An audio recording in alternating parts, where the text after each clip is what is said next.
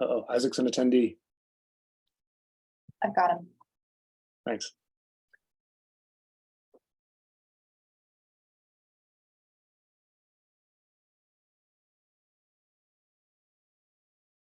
There he is.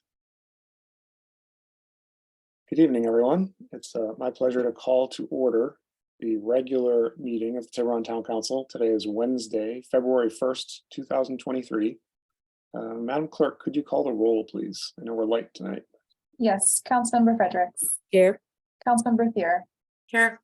Councilmember Wellner is absent but expected, and Mayor Ryan. Here. So before you jump into the agenda, as many of you probably know, Vice Mayor Griffin resigned last weekend because he has to prioritize taking care of his wife, and we all wish him well, but we no longer have him as a member of the council. So that's why you don't see him tonight, if you hadn't heard.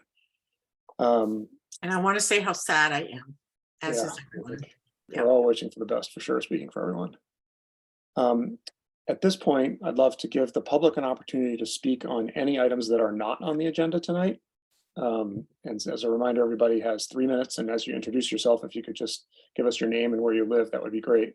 Madam Clerk, could you give the public instructions on how to participate like this? Yes, thank you. If you would like to make a comment during this meeting, please use the raise hand feature of Zoom, which will indicate to me you would like to make a comment. You can find the raise hand button on your webinar controls bar on the bottom of your Zoom window or smartphone screen. If you're using Zoom, I will invite you to turn your camera and microphone on to address the council. Please accept the request from the Zoom host that you're being promoted to a panelist. If you're calling in using the phone, you can dial *9 to raise your hand, or you can submit an email to comments@townoftiburon.org. And thank you. Do we see anybody who wants to speak about items that are not on the agenda? I am seeing none. Okay, thanks. Then we'll move straight ahead into the agenda. And the first thing on our agenda is the consent calendar. Do we have anybody in the public who wants to pull an item from the consent? Seeing none. And is there anybody on the council who wants to pull an item from consent? No, but I did want to approve it with amendments suggested by Julie Jacobs. Yeah, so should we pull that item and then approve? I don't know if we have to pull it, though. I would like us to pull it to have amendments we'll on the record, please. Okay, so and that was CC 2. So we'll pull that, and then can I have a motion to approve CC 1 as written? So moved. Second. Lee, do you want to call the roll, please? Councilmember Fredericks. Yes. Councilmember Thier. Yes. Councilmember Wellner is absent. Mayor Ryan. Yes. Okay, so that passes, and now we're on to CC2, which we pulled, and I know that Julie Jacobs had sent some comments asking to have her comments from the meeting reflected differently in the minutes. So I would move that we approve consent item 2 with Julie Jacobs amendments. I'll second that, if I can do that. Yeah. Lee, do you want to call the roll, please? Councilmember Fredericks. Yes. Councilmember Thier. Yes. Councilmember Wellner is absent. Mayor Ryan. Yes, thank you very much. Okay, thank you. Now we move into the action item section of the agenda, and the first item we have is the Little League Parade and Opening Day special event, and we're considering the approval of a request to close Main Street on March 17th from 4 to 9 p.m. for the special event. Do we have a staff report and/or presentation? Very briefly, Mayor Ryan, thank you. And you pretty much covered it in your introduction. We're here again tonight to hear a request from the Tiburon Peninsula Little League to have a Main Street closure coincide with their annual parade.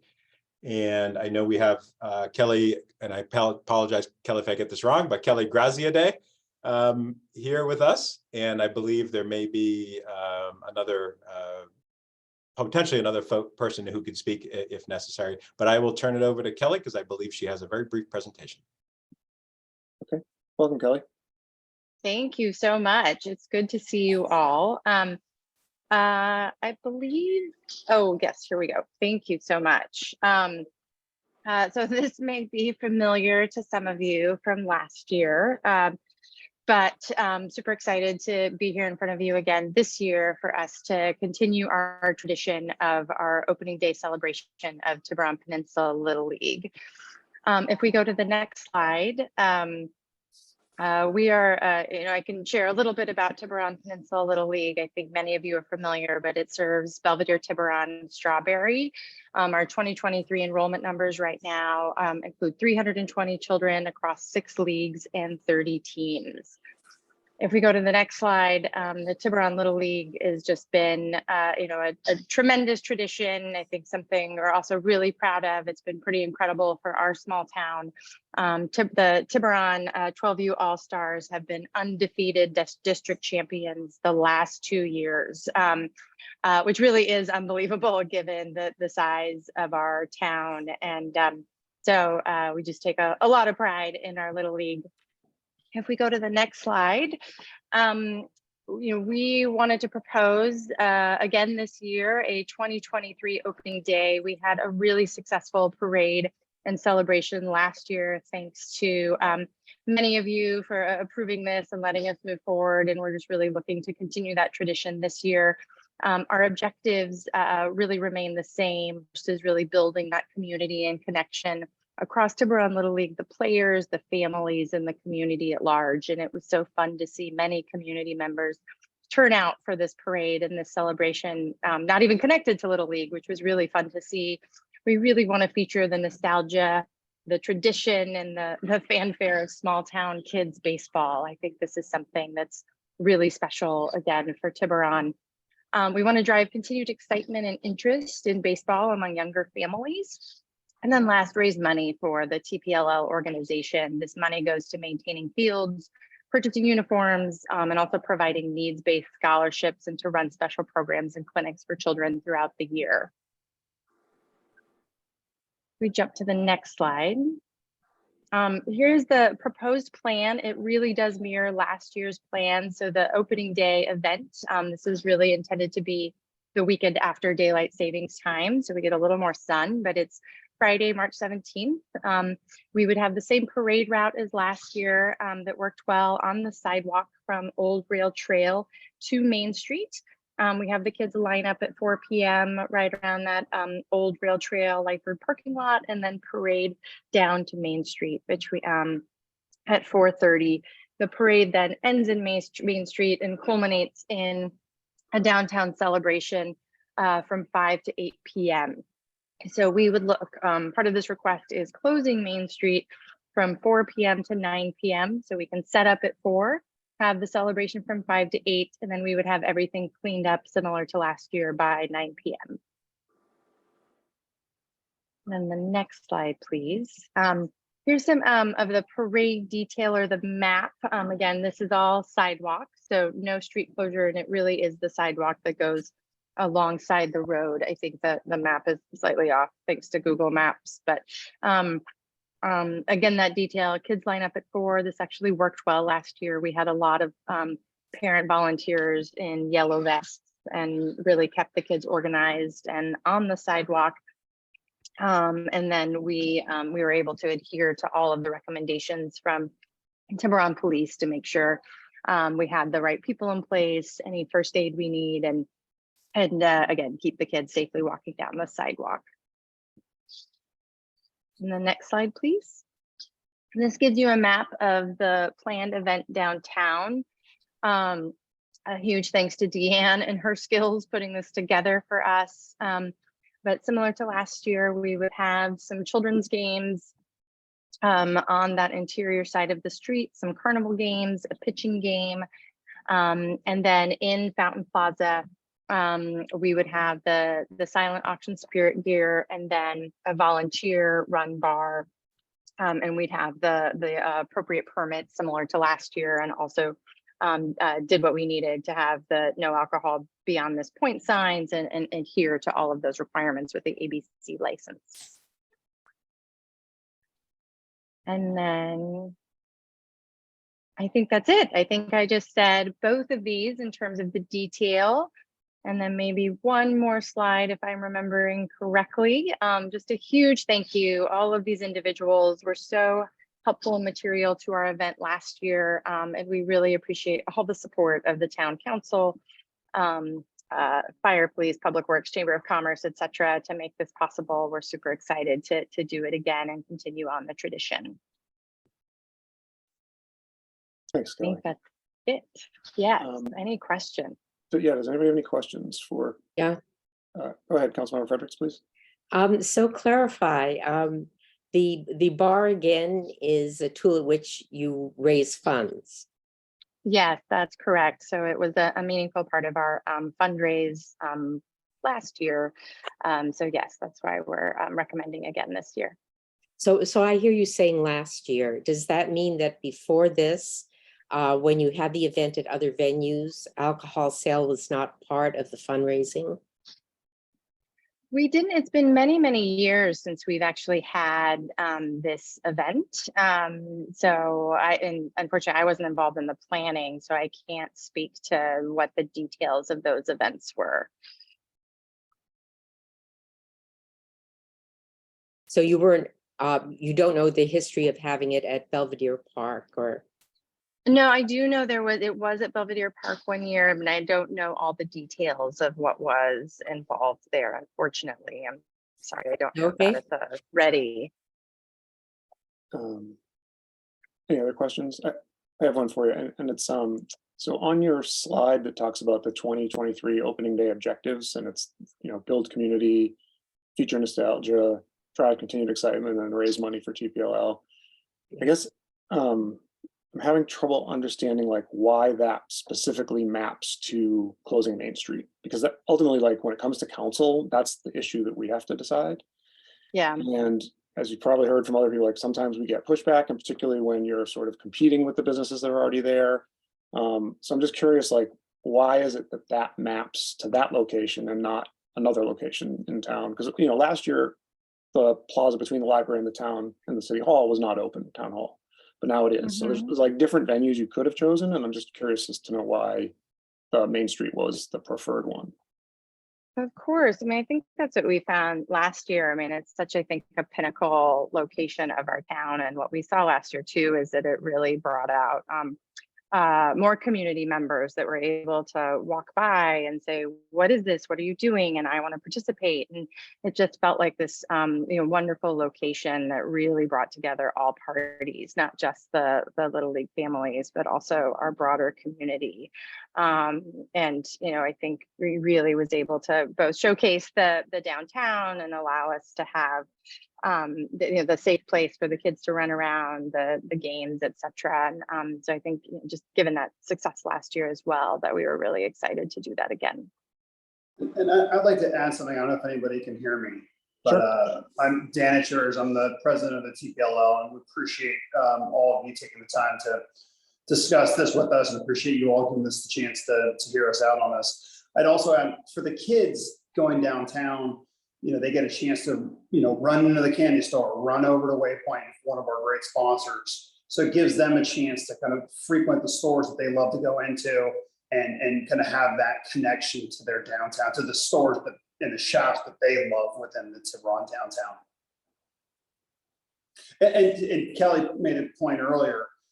Last year, the first year that I was involved in this parade, and I was actually surprised about the number of kids and families and grandparents, or maybe kids and families that were not involved in TPLL, that were lining up the parade route and that were participating in events on Main Street. So it's definitely an event that was more than the people that are involved in TPLL. Gotcha. Any other questions from council? So I'd like to open it up to the public. Is there anyone in the public who'd like to speak about this agenda item? Start with Deanne Biss. Okay, thanks.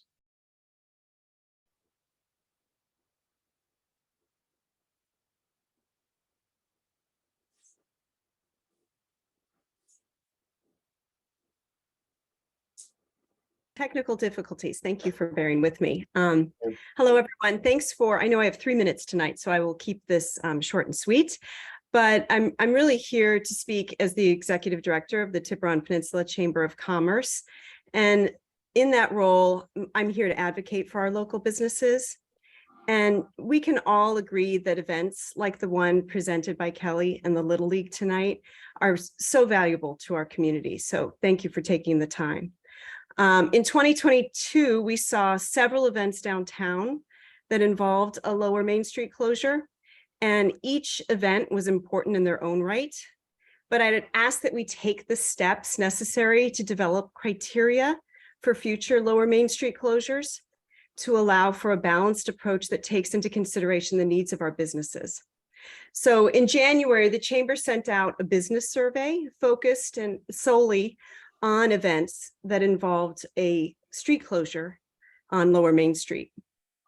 And the Chamber worked really hard to make sure that all businesses both on Arc Row and Lower Main Street had an opportunity to be heard. And as you can imagine, closing Lower Main Street for events impacts different businesses differently. The location of the band to bringing outside vendors and services beyond existing shops that we've worked to bring downtown. So I'm excited about the level of engagement that we have from our residents and businesses. And 2023 is sure to bring real vibrancy downtown that I think we all welcome.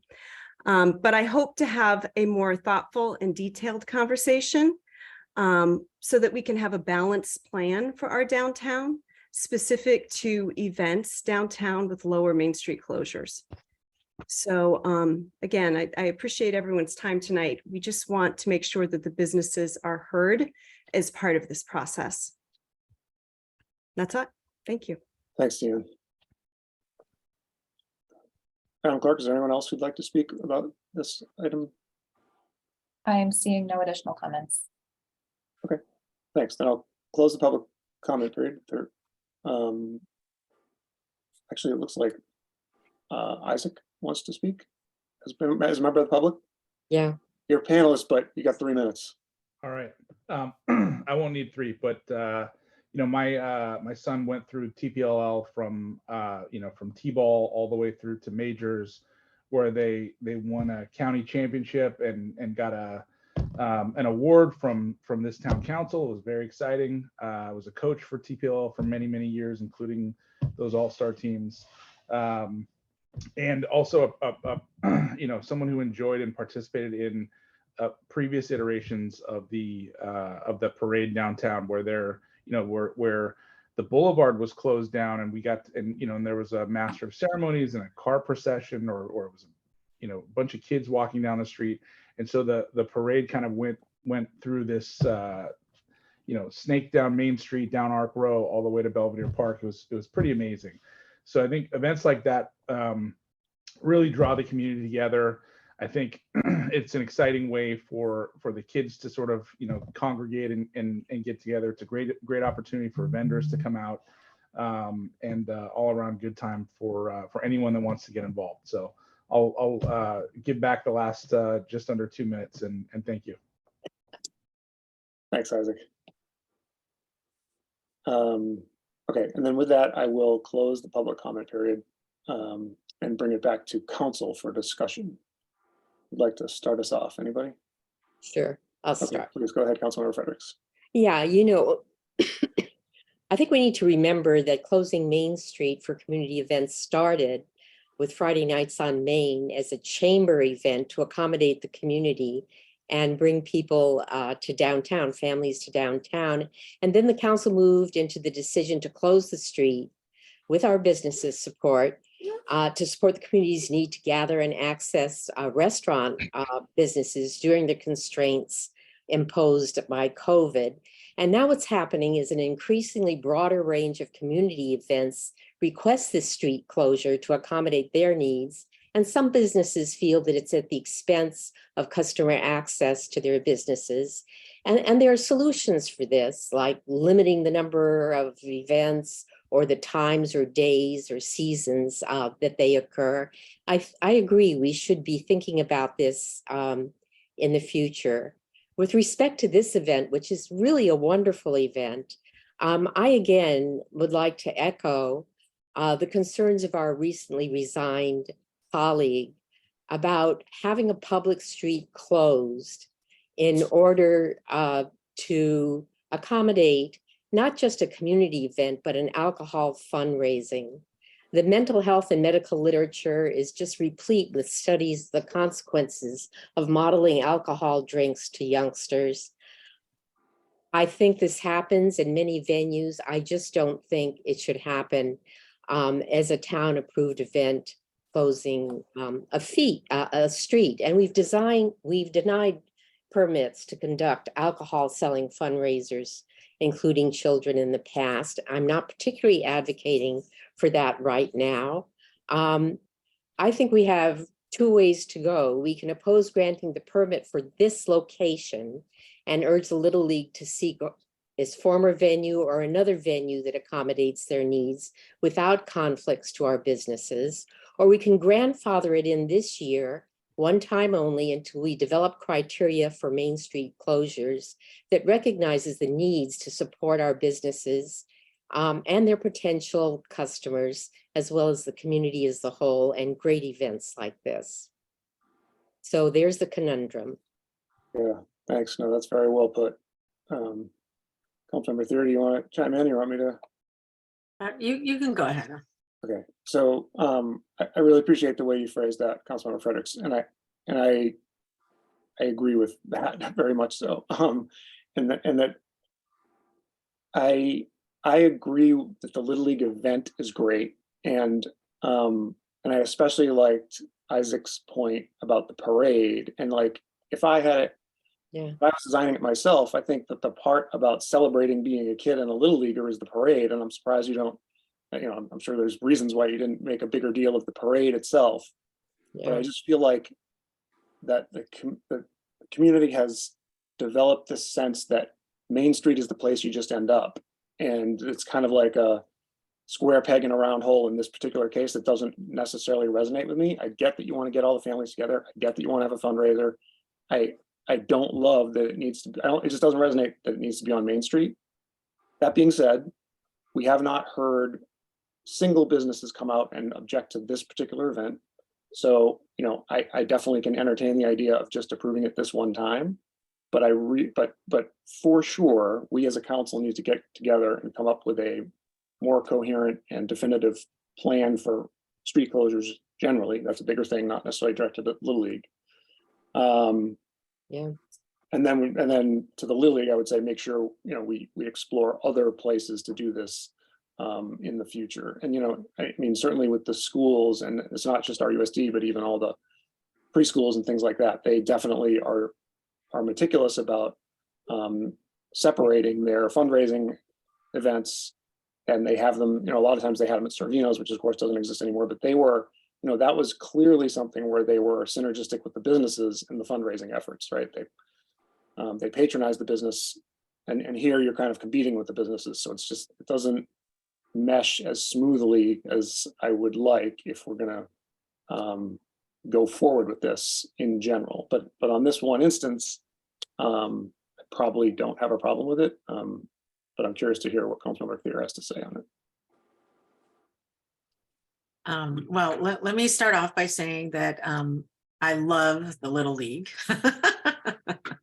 My son played in it, and I really want to thank Kelly and Dan for bringing this to us. I love the parade. I think it's fantastic. I think some of the disconnect is, that the alcohol and the fundraising part of that at the same thing as the parade and the kids. I do think also that we don't have standards right now for when we close Main Street and when we don't. But just so Dan and Kelly understand, it's Main Street is closed very, very infrequently.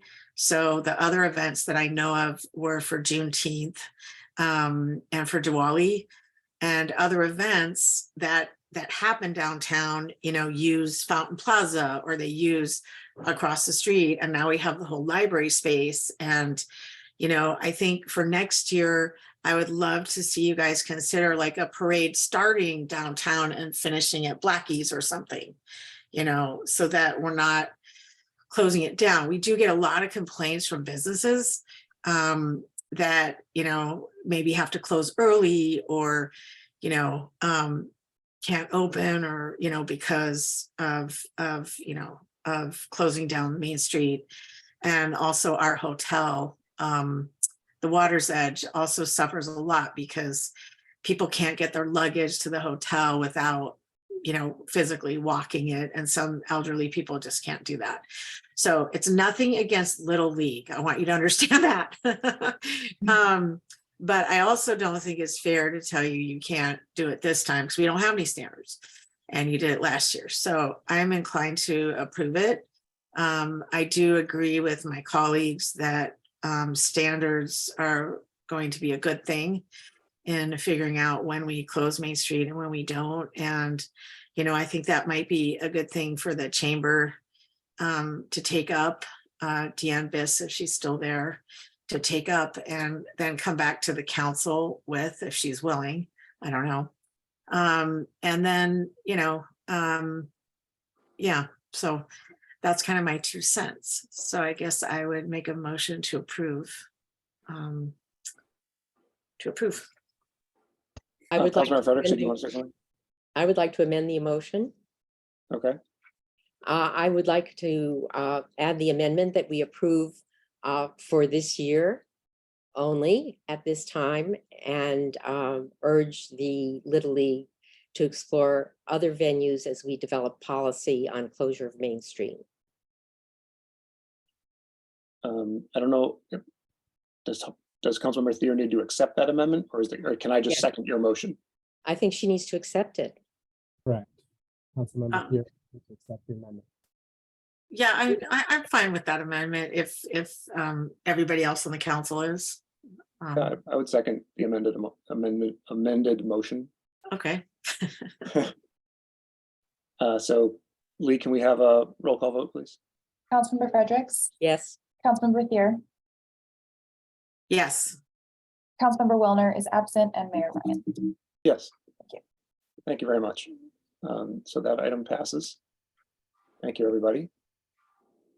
We'll move on to action item 2, which is the Parks Master Plan, and we're tasked with authorizing the manager to execute a professional services agreement with WRT to assist the town with development of a Town of Tiburon Parks Master Plan in an amount not to exceed $315,478, and authorize the fiscal year 23 budget amendment to fund the work and consider appointing a council member to work with the post subcommittee and staff. May I get a staff report and presentation on this, please? Yes, Mr. Mayor, thank you. And I'm going to give a brief intro and then turn it over to our 2 members of the Post Commission who are here to go through the presentation. David, could you go to the next slide? Next slide, please. Just want to, Mayor Ryan touched on what we're going to be asking you, but at the end of this item, we will be asking council to authorize town manager to execute a TSA with WRT after approval by the town attorney as to form in the amount not to exceed $15,478. And there's 2 parts really to the second, which is authorize the budget amendment, but also let us know what the source of the funds would be for that budget amendment. And we'll talk a little bit about that at the end of the presentation. And then, of course, consider appointing a council member to work with the post subcommittee and staff as the project proceeds if council chooses to move forward. With that, I'm going to turn it over to Angela McInerney and Isaac Nickfar, who are the subcommittee members of the Post Commission working with staff on this. And I will happily turn it over to them. Thanks, Greg. Thank you, Greg. Welcome, team. Thank you. Thank you, everyone, for allowing us to come in and present our findings. So before we get into the presentation, wanted to just and I think we may have talked about this a little bit at a previous town council meeting, but for town council and also for members of the public, why are we here? So we're here because following COVID and following a massive increase in the amount of people on the path. I think there was even late mail for this item about e-bikes and the increased traffic, increased bikes that are on the path and people walking. We've all seen it. That coupled with the increased requests to Parks, Open Space and Trails Commission about new projects, and being able to increase the amount of facilities for sporting activity within our park system, and also hearing from the public about undeveloped parks like the park between Belvedere or Belveron East and West. There's a giant strip of land there that used to be a park at some point, and some of that facilities has been removed. We received so many requests for projects and that sort of thing, and for years Angela and I have been on parks, and really I think one of the items that we've been most challenged with is how do you what sort of criteria do you use to judge whether or not you should move forward with or investigate a parks project? And we've all seen them. We've seen them from wanting to plant a tree to what is now the trestle trail extension, to other things like picnic benches. And so with all that together, I think we've come to town council and wanted to go through this process of developing a master plan for the park, following on what is looking like a really great process around a general plan for the town, and that having a parks element within it. And so in August, just to sort of get into the presentation after giving that background, in August, town council directed staff to work with the Parks, Open Space and Trails Commission, and that subcommittee for the master plan being Angela and I, to work with town staff on developing a request for proposal, interviewing companies that had replied to that request for proposal. Town staff put that RFP out in November. We got two proposals back in, one from WRT, one from RHAA. Angela and I and town staff met with both of those companies.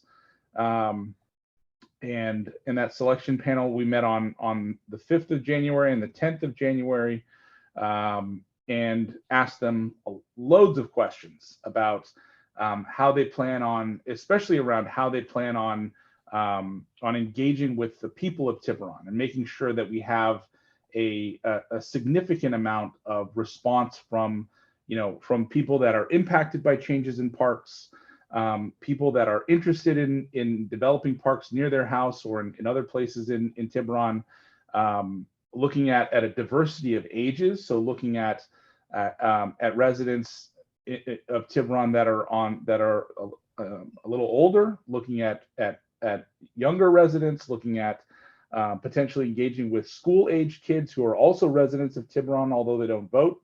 And so really looking at everyone who's a part of our community, and trying to make sure that we're being equitable in how we gather that information. And also we really focus on making sure that both RHA and WRT were willing to engage in getting more than just a few hundred responses. I think that's one of the other things that's been a challenge. I think with the general plan, getting more than 300 or 400 responses in total for the parks element pieces has been a really challenging part of it as well. So I'll hand it over to Angela for the next part of our presentation. Thanks, Isaac. So in our in our presentations, we found that WRT was the most qualified consultant for this project, and we have a few reasons for them. The biggest one, especially for Isaac and myself and town staff as well, is the robust public engagement that we really want to hear from the town.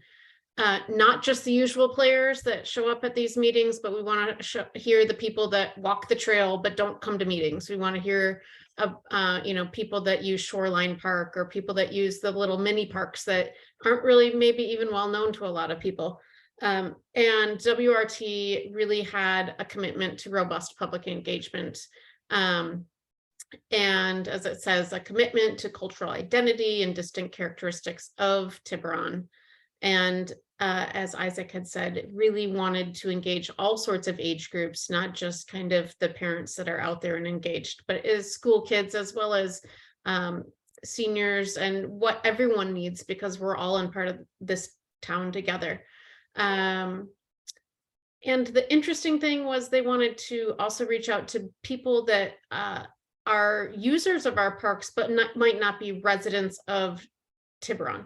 So Belvedere, Strawberry, Corte Madera, people that come and use Old Rail Trail, and other parks, but aren't voting. The firm WRT has over 400 awards in planning and design. They have a lot of experience working in parks all over the country. I was really impressed with their Philadelphia project. They took an old Olmsted Brothers park, which they did many famous parks all over the country, and didn't just take it and do their own thing. They really took it and used the bones of the Olmsted design, but made it more modern and went forward with that. Their written and oral presentation were really easy to follow. They have very readable graphs and very understandable paper information. And they were really committed to their public engagement, equity, embracing our community values, and planning for resiliency. And they were very enthusiastic. As Isaac had mentioned, they wanted to work with school age kids. They wanted to work with all age groups to find out what we need and what we want in town. And they're interested in finding the unique users, not just the people who show up. And creative approach to planning means that they don't just have a cookie cutter approach of, hey, this worked in one town, so we're just going to put it over here in Tiburon. They really are driven by specific detail of local contexts and conditions. And we have really unique conditions here in Tiburon. And some of those are going to come up in the next one, which is climate forward thinking and approach. But a lot of our main parks, Shoreline Park, Old Rail Trail, Richardson Bay, Lineal Park, those could possibly be impacted by sea level rise. Yeah. And so they are the one firm that was really climate forward and thinking and looking forward to what would happen in the future if we did have sea level rise. It says in their report, their environmental ethos is grounded in local ecology and geography, and they seek to find balance between the changing needs of users and environment's capacity to sustain those needs. The complete approach to parks and open spaces, it's really important. In Tiburon, we don't have one really huge big park. We have these really long linear parks, and it's important to see how all of these parks work and fit together.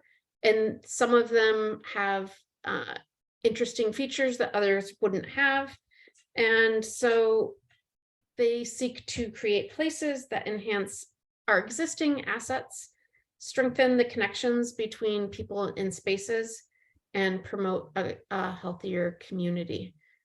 And Angela, just to add to that, I think it is also important for them to understand the subtlety or the differences between planning for a park and the neighborhood around a park versus a trail and the neighborhood around a trail, and also thinking about new potential acquisition of park space, right? And how to engage with the neighborhood around that new space. And I think that was really important to us, that they were really willing to roll up their sleeves and engage with groups that are, you know, subgroups, stakeholders around the parks. That's really, really important. And I know some folks wrote in some late mail about making sure that, you know, stakeholders around the park, the impacted neighborhood, you know, and we think that's really important as well. And so that was part of our evaluation of that. So I didn't mean to cut you off, Angela. I just wanted to add that point. No, absolutely. I asked you to do that. So thank you for helping to clarify. And they are sustainable and responsible. And by sustainable and responsible, they really want to help Tiburon understand what is feasible. On the Post Commission, we've had all sorts of, I've said this a million times, we've had all sorts of proposals. We've had dog parks, we've had volleyball courts, we've had community gardens, we've had skate parks, we've had bike skills parks, we've had all sorts of things proposed to us.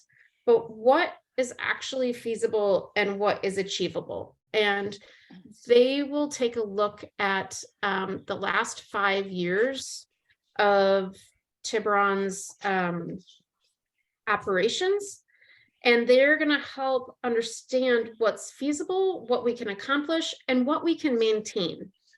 And they call that the total cost of ownership. But they will analyze our future organization and staffing needs. They will help us improve our operational efficiencies, policy development, process improvements. They're going to help with annual budget requirements, system and technology improvements, and marketing and communication opportunities.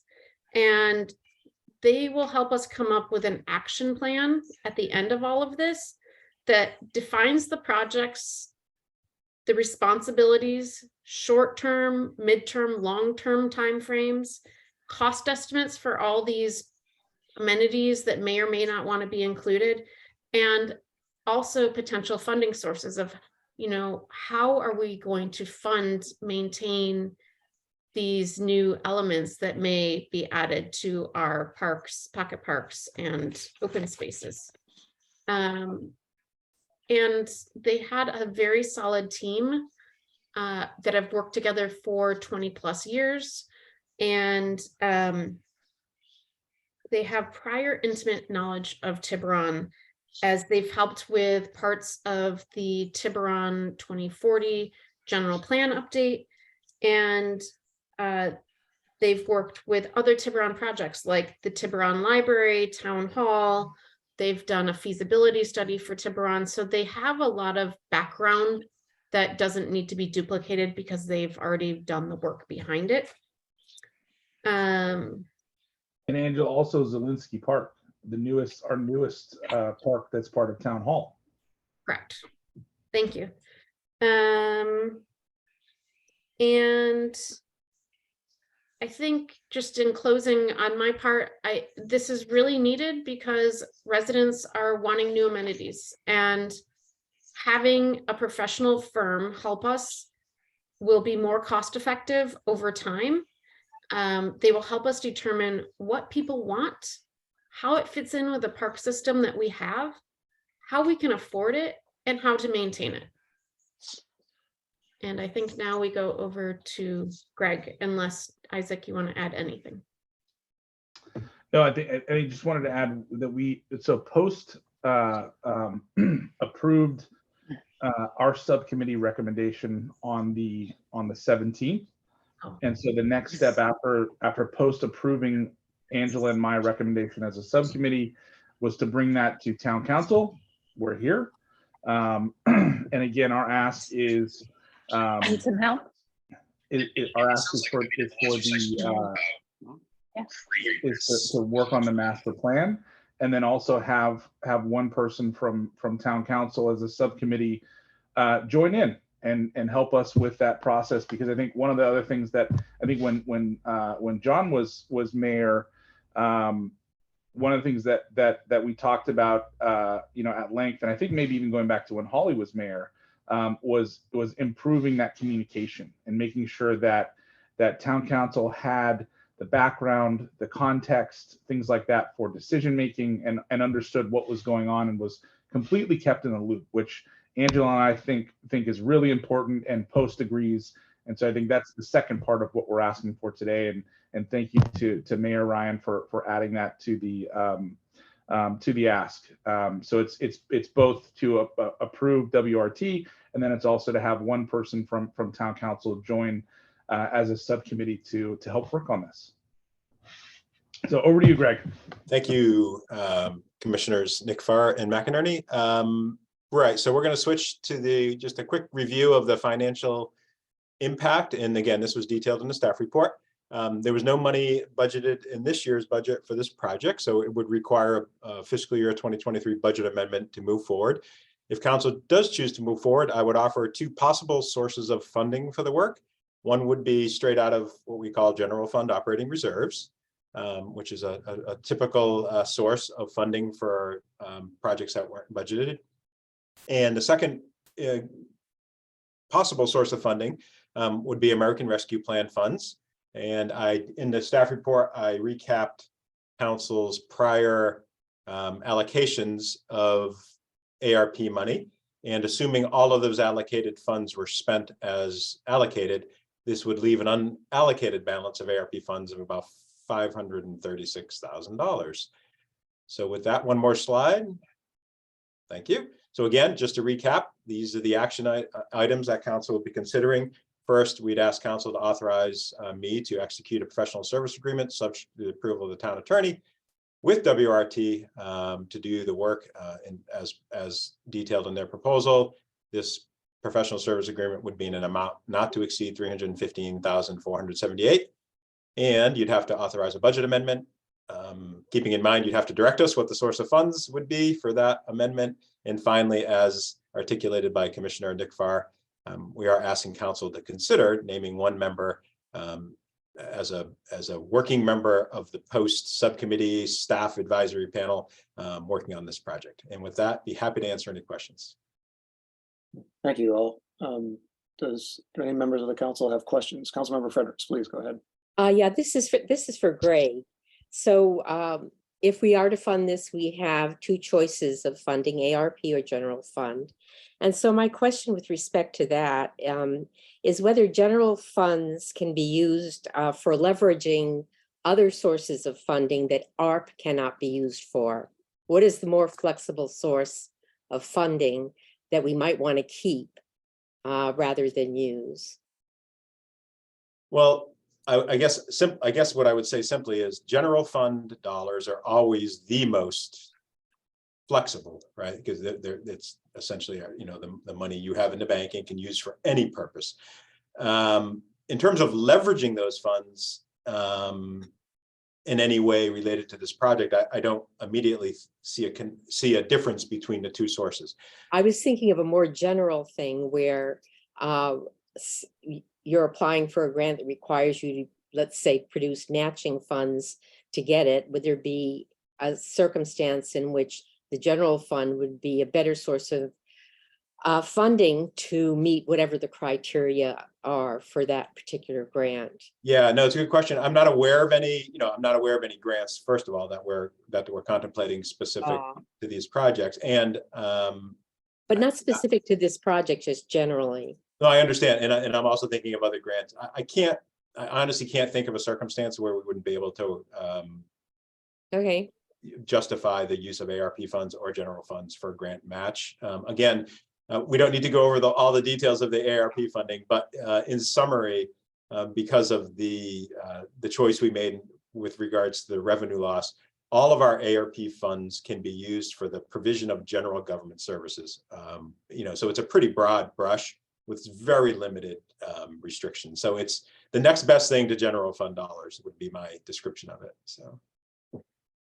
So it has the possibility of being more restrictive than general fund dollars. Well, only in the sense that there are some broad restrictions on the expenditure of ARP funds. For instance, you can't use ARP funds for paying off debt. You can't use ARP funds for making up lost revenue associated with a tax measure that the body has approved, cutting taxes. So they're very sort of specific, somewhat arcane uses, but beyond those very broad restrictions, the ARP money can be used for virtually anything general fund dollars can be used for. Okay. And then, of course, it does have the time horizon. Like that is the other difference, right? True, Like, yeah, you gotta great spend point, it or you lose Mayor Ryan. As a reminder to council, Yeah. We have to. ARP money needs to be committed by the end of calendar year 24. So by December 31st, 2024, the money needs to be committed, not expended, but it needs to be committed. So.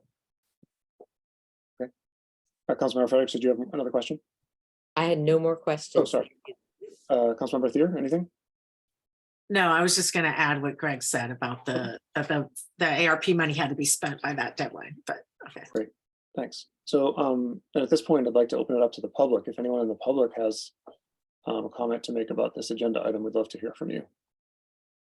So just please raise your hand if you have something you want to say. And Madam Clerk, do you see anyone who wants to speak?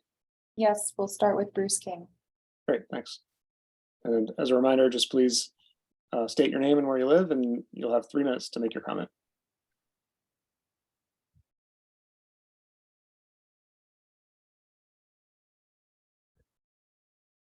Can you hear me? Yes. Okay. Welcome. My name is Bruce King and I live on Hacienda Drive.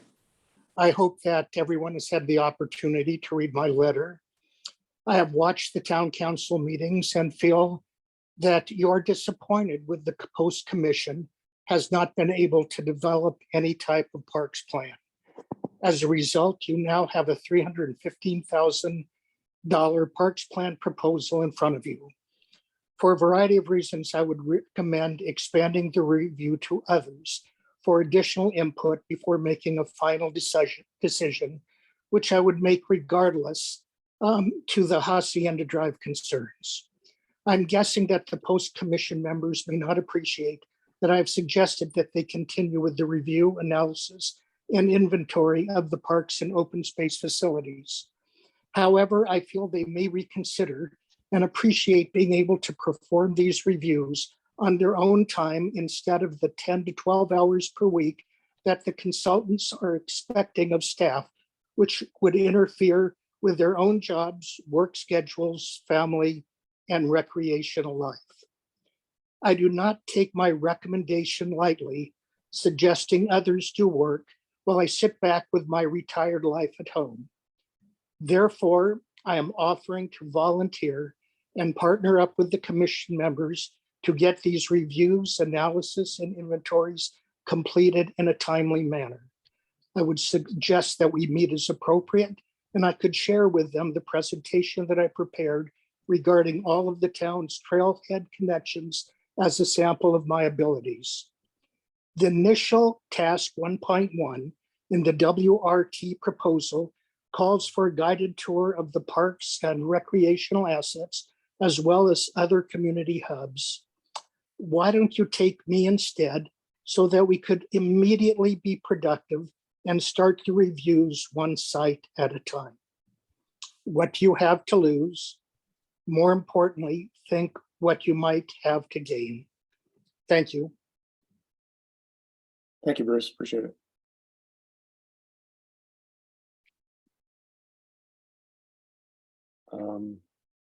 Councilmember Thier, do you want to speak as a member of the public? Or are you just? No. I was waiting for discussion. Oh. Discussion will speak. Sorry, one sec. So Lee, do we have anybody else in the public who wants to make a comment? Seeing no additional comments. Okay, thanks. So I will close the public comment period and bring it to the council for discussion. And Councilmember Thier, your stage. Yes.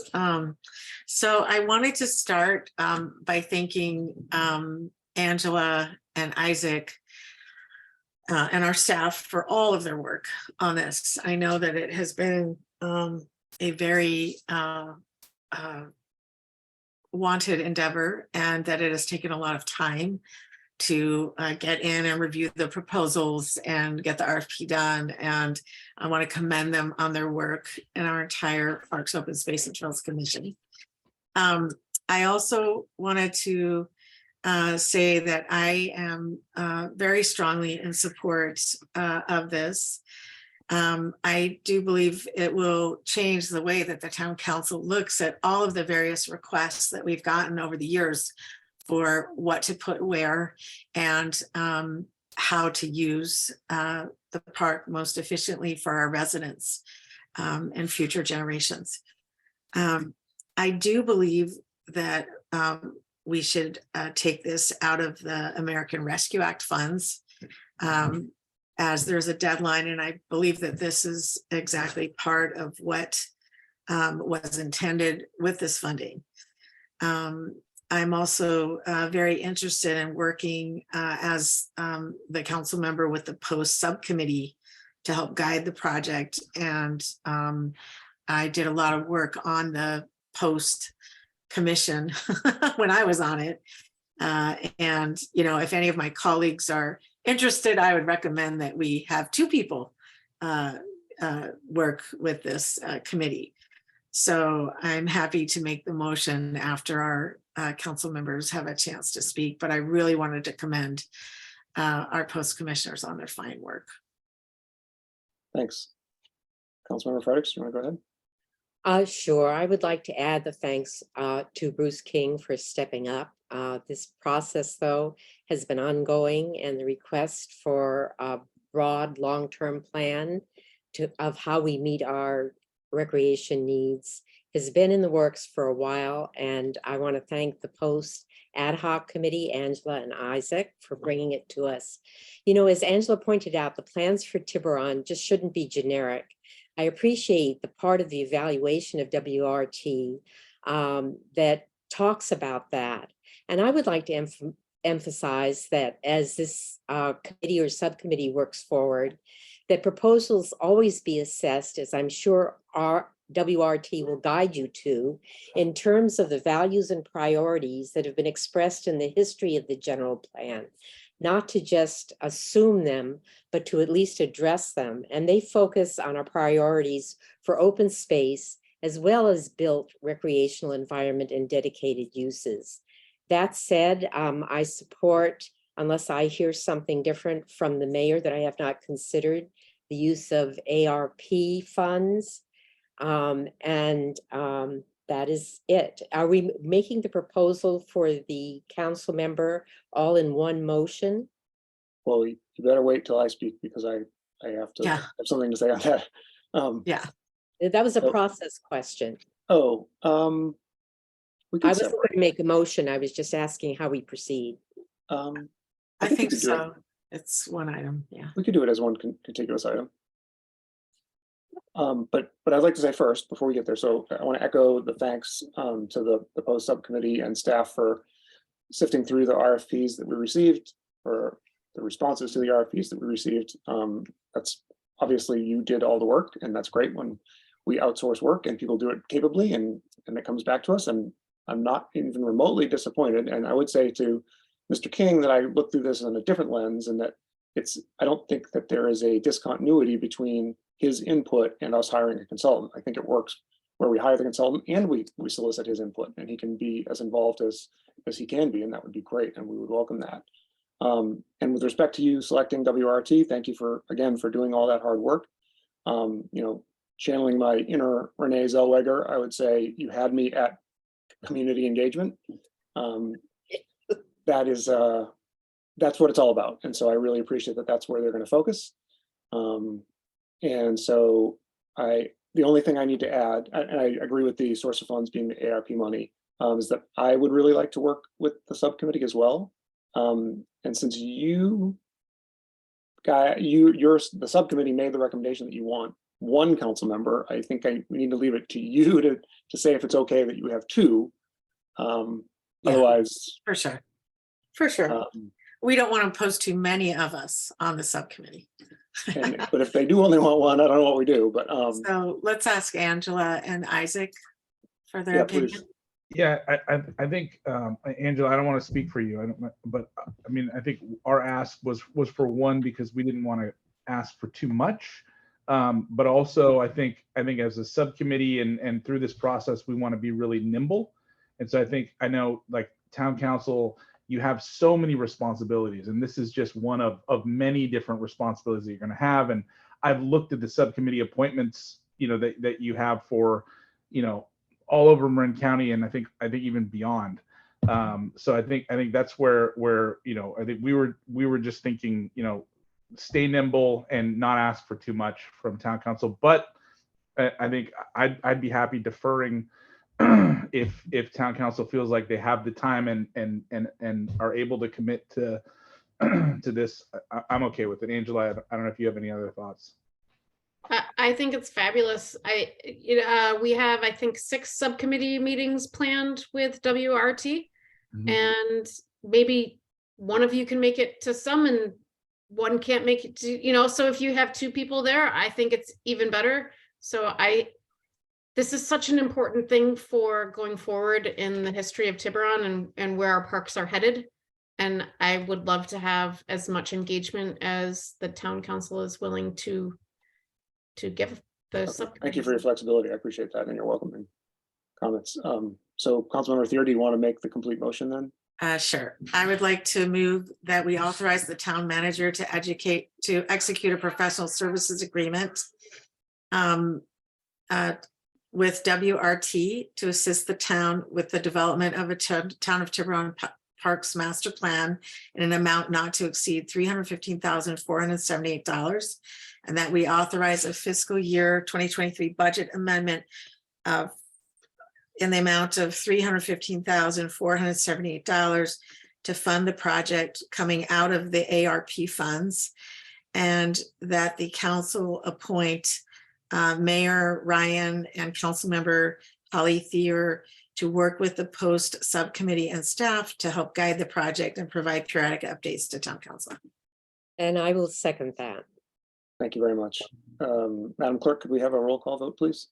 Councilmember Fredericks, Yes. Councilmember Thier, Yes. Councilmember Wellner is absent, and Mayor Ryan. Yes. Thank you. That passes 3-0. And thank you to the post members for participating. We appreciate having you here. But with that, we will move on to agenda item 3. And agenda item 3 is to consider the authorization of the town manager to execute a contract with Bell Products, Inc. for the HVAC system update and a budget amendment in the amount over the project is $681,874, and then there'd be a budget amendment of $79,367 from the Infrastructure and Facility Replacement Reserve Fund, and then to authorize the town manager to approve change orders up to 10% of the construction amount if needed. May I have a staff report, please? Yes, good evening, Mayor Ryan and council members. I'm going to echo again what Mayor Ryan stated. We're here tonight to authorize the town manager execute a contract with Bell Products for an amount of not to exceed $681,874, which was the bid, to include the base bid, bid alternate 1, and bid alternate 2.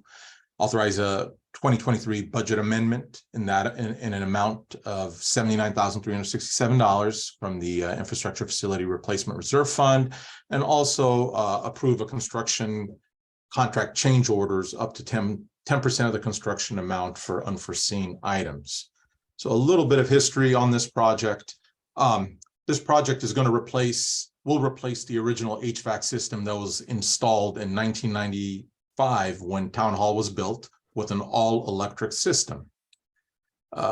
We advertised this project back in November 28th of 2022. We also had a mandatory pre-bid meeting on December 15th. We wanted all of the potential bidders and contractors to come into Town Hall to take a look at our existing system, our mechanical rooms, because it is a unique system that we have here, 2 separate mechanical rooms, an outside conditioning unit, exhaust fan, so and duct work upstairs and downstairs. So it's a unique system. So we wanted a fair bid from all of the contractors, so we would not see many change orders moving forward. So it was a mandatory pre-bid meeting, which 2 of our contractors showed up to. We had a public bid opening on January 5th, right after our holiday break.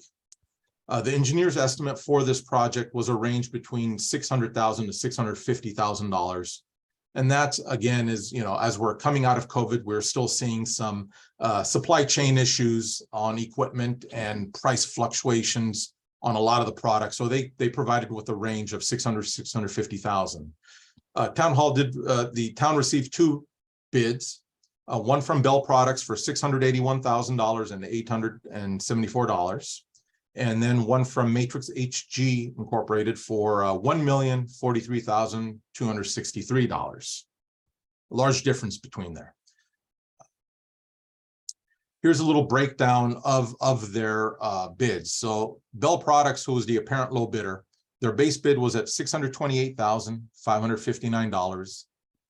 Bid alternate 1 was for $11,954, and bid alternate 2, which I'll go over what those 2 are, was for $41,361. Matrix HG, their base bid was at $892,335. So, you know, closer to what Bell Products bid was, base bid, but their bid alternate 1 was at $24,000, and their bid alternate 2 was at $126,000, which really brought the price tag up for them. So bid alternate 1, what it includes is an emergency exhaust fan and thermostat in the IT room here at Town Hall. So upstairs, we have an IT room that has a standalone air conditioning system in place already that runs all the time to keep the servers cool. And there is no backup there. So if that system fails, that IT room will get very hot with possible damage to our servers. So what this does is we have an exhaust fan in there with louvers cut into the 2 doors that lead to it, so that if that standalone system does fail, it'll trigger the thermostat, which will turn the exhaust fan on and pull air in from Town Hall to cool the room down until someone is here to correct that. Bid alternate 2 includes enhanced upgrades to the proposed Town Hall Council Chambers HVAC system for mitigation of airborne pathogens, which was asked from us last year when we were going to go out to bid or go out with a proposal to get this system designed. So that's bid alternate number 2. Here's analysis of our CIP budget. Our fiscal year 23, we have was approved, $700,000 was approved for this project, and the source of funding is from the Infrastructure and Facility Replacement Fund. We started design of this project back in fiscal year 22. We expended $51,898 in fiscal year 22. Fiscal year 23, we expended an additional $14,000 from that $700,000 CIP budget to finalize this project with the bid alternates and RFI questions that the contractors had during the bid process. What we're projecting here for remaining fiscal year 23 cost is the construction amount of $681,000, a 10% contingency of $68,000, and construction management of $15,000, bringing the total remaining cost to $765,061. Of that contingency and construction management, we don't anticipate using much. The contractor has been here a couple times to take a look at the building with their contractor. The engineer on record was here as well to answer any questions. So we don't anticipate much unforeseen items here. So we don't anticipate spending much of that $68,000 or that $15,000 for the contingency and the construction management.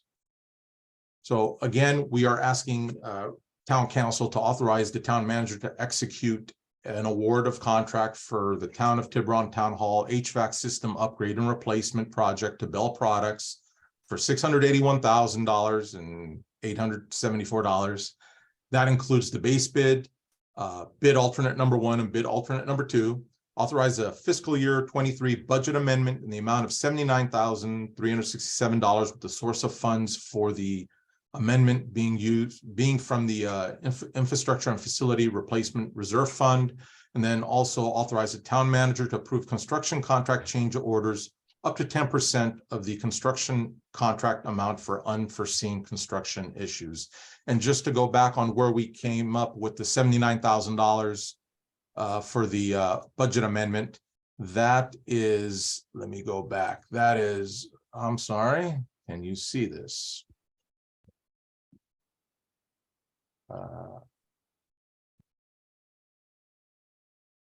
That is the $14,306 that we expended already from the approved 700,000 plus the $65,000 that we're asking. So that comes down, that adds up to the $79,000 that we're asking for the budget amendment. And with that, if you have any questions. Thank you, David. Do we have any council member questions for Public Works Director? Is there anyone in the public who would like to speak on this action item? Lee, do you have see anybody who wants to speak? Seeing none. Okay, thanks.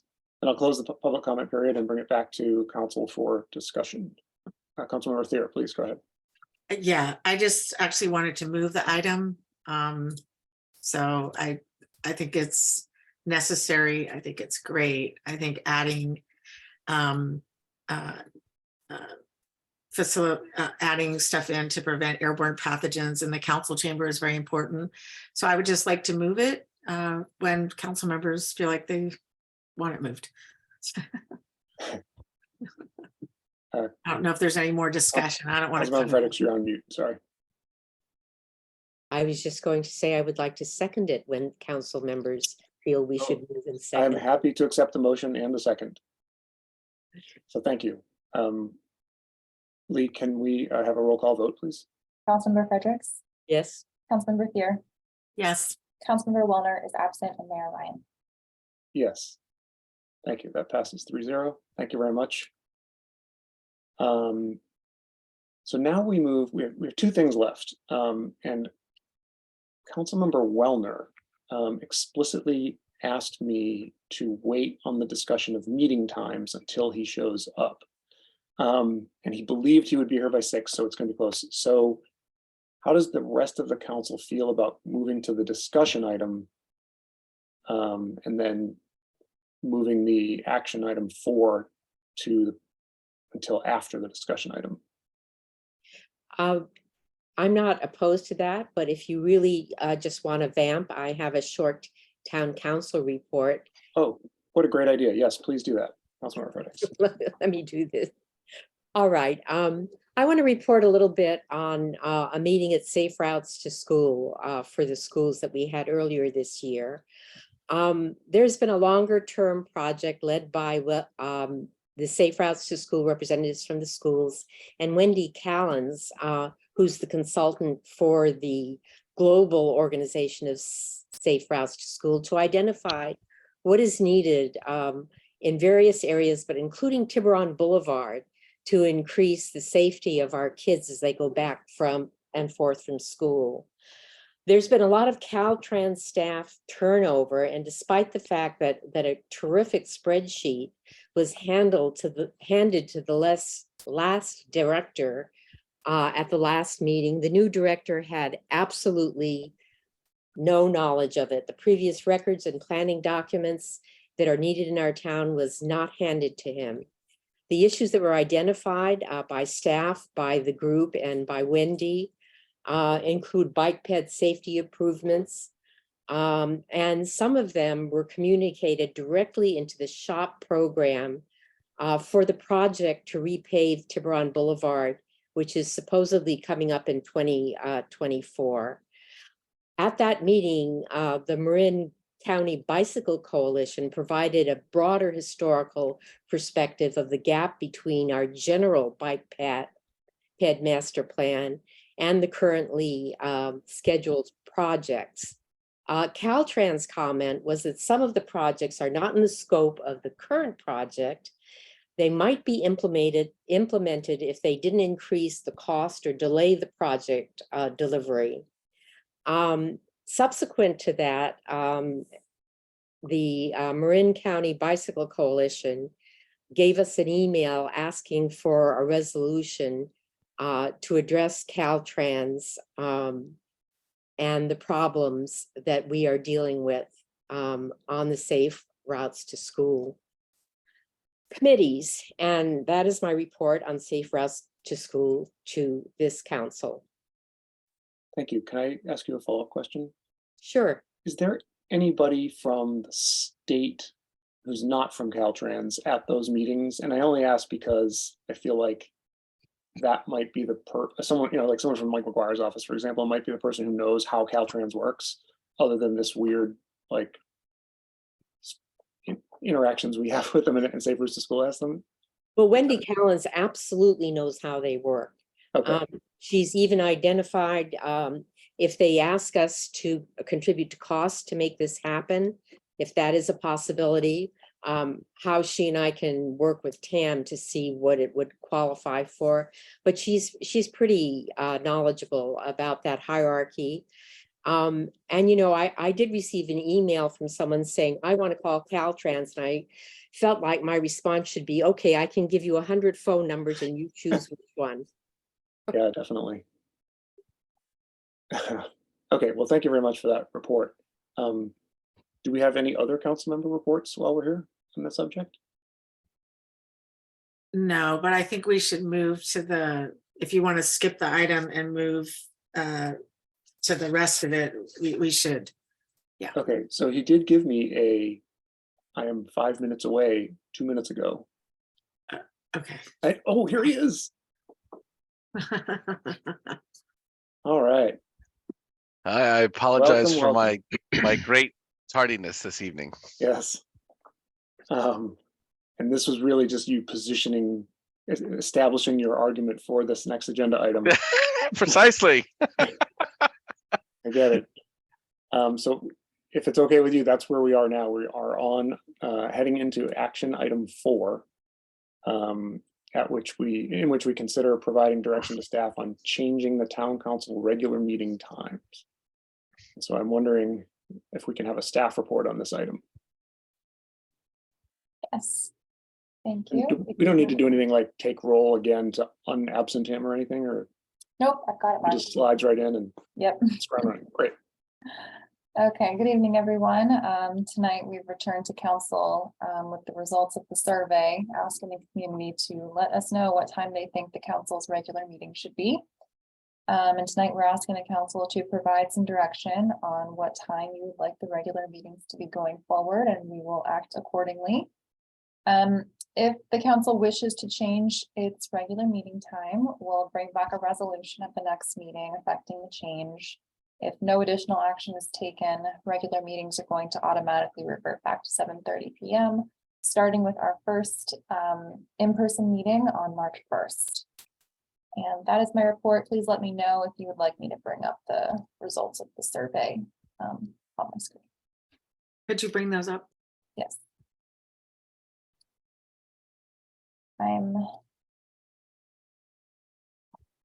Here we go.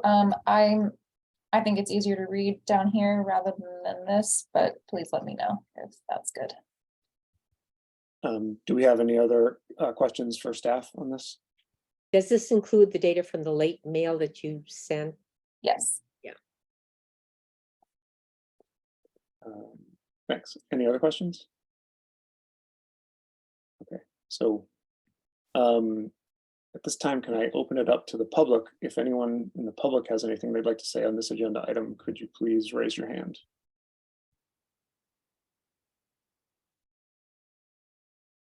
We will start with Doreen Curtis. Okay, thank you.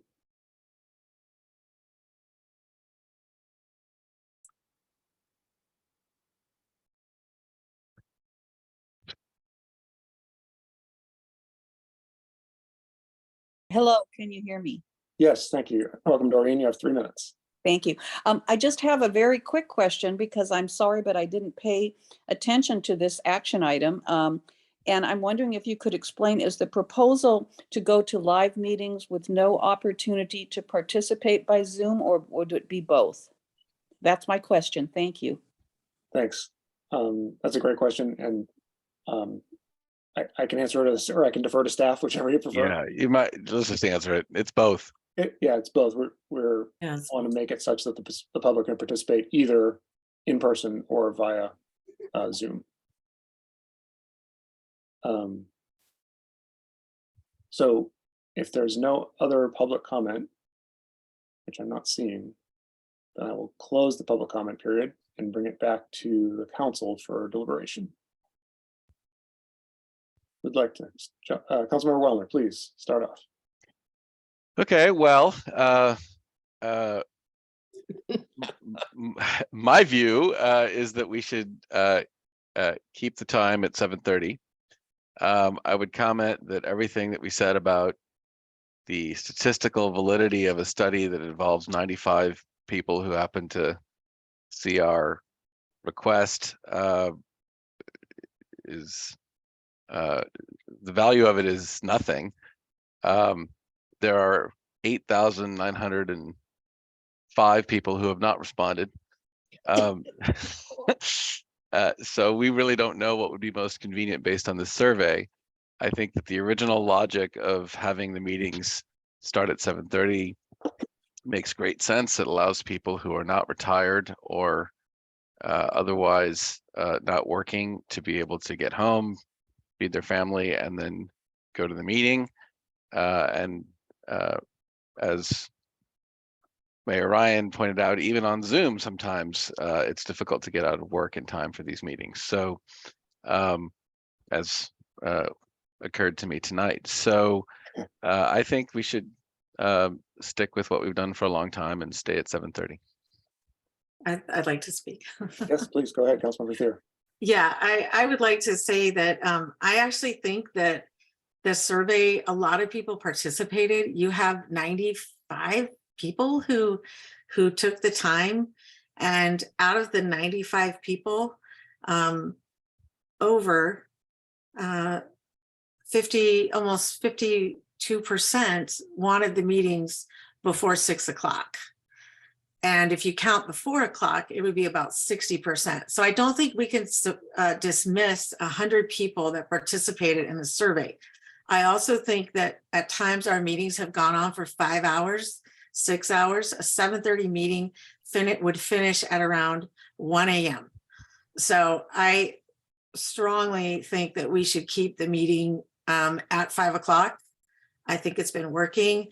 I don't, I will say that, I know in the past, council members have brought up the idea of parents wanting to go home and feed their kids. Well, for me as a single mother, I can tell you that my early days on council, I used to have to hire 2 sitters just to come to these meetings.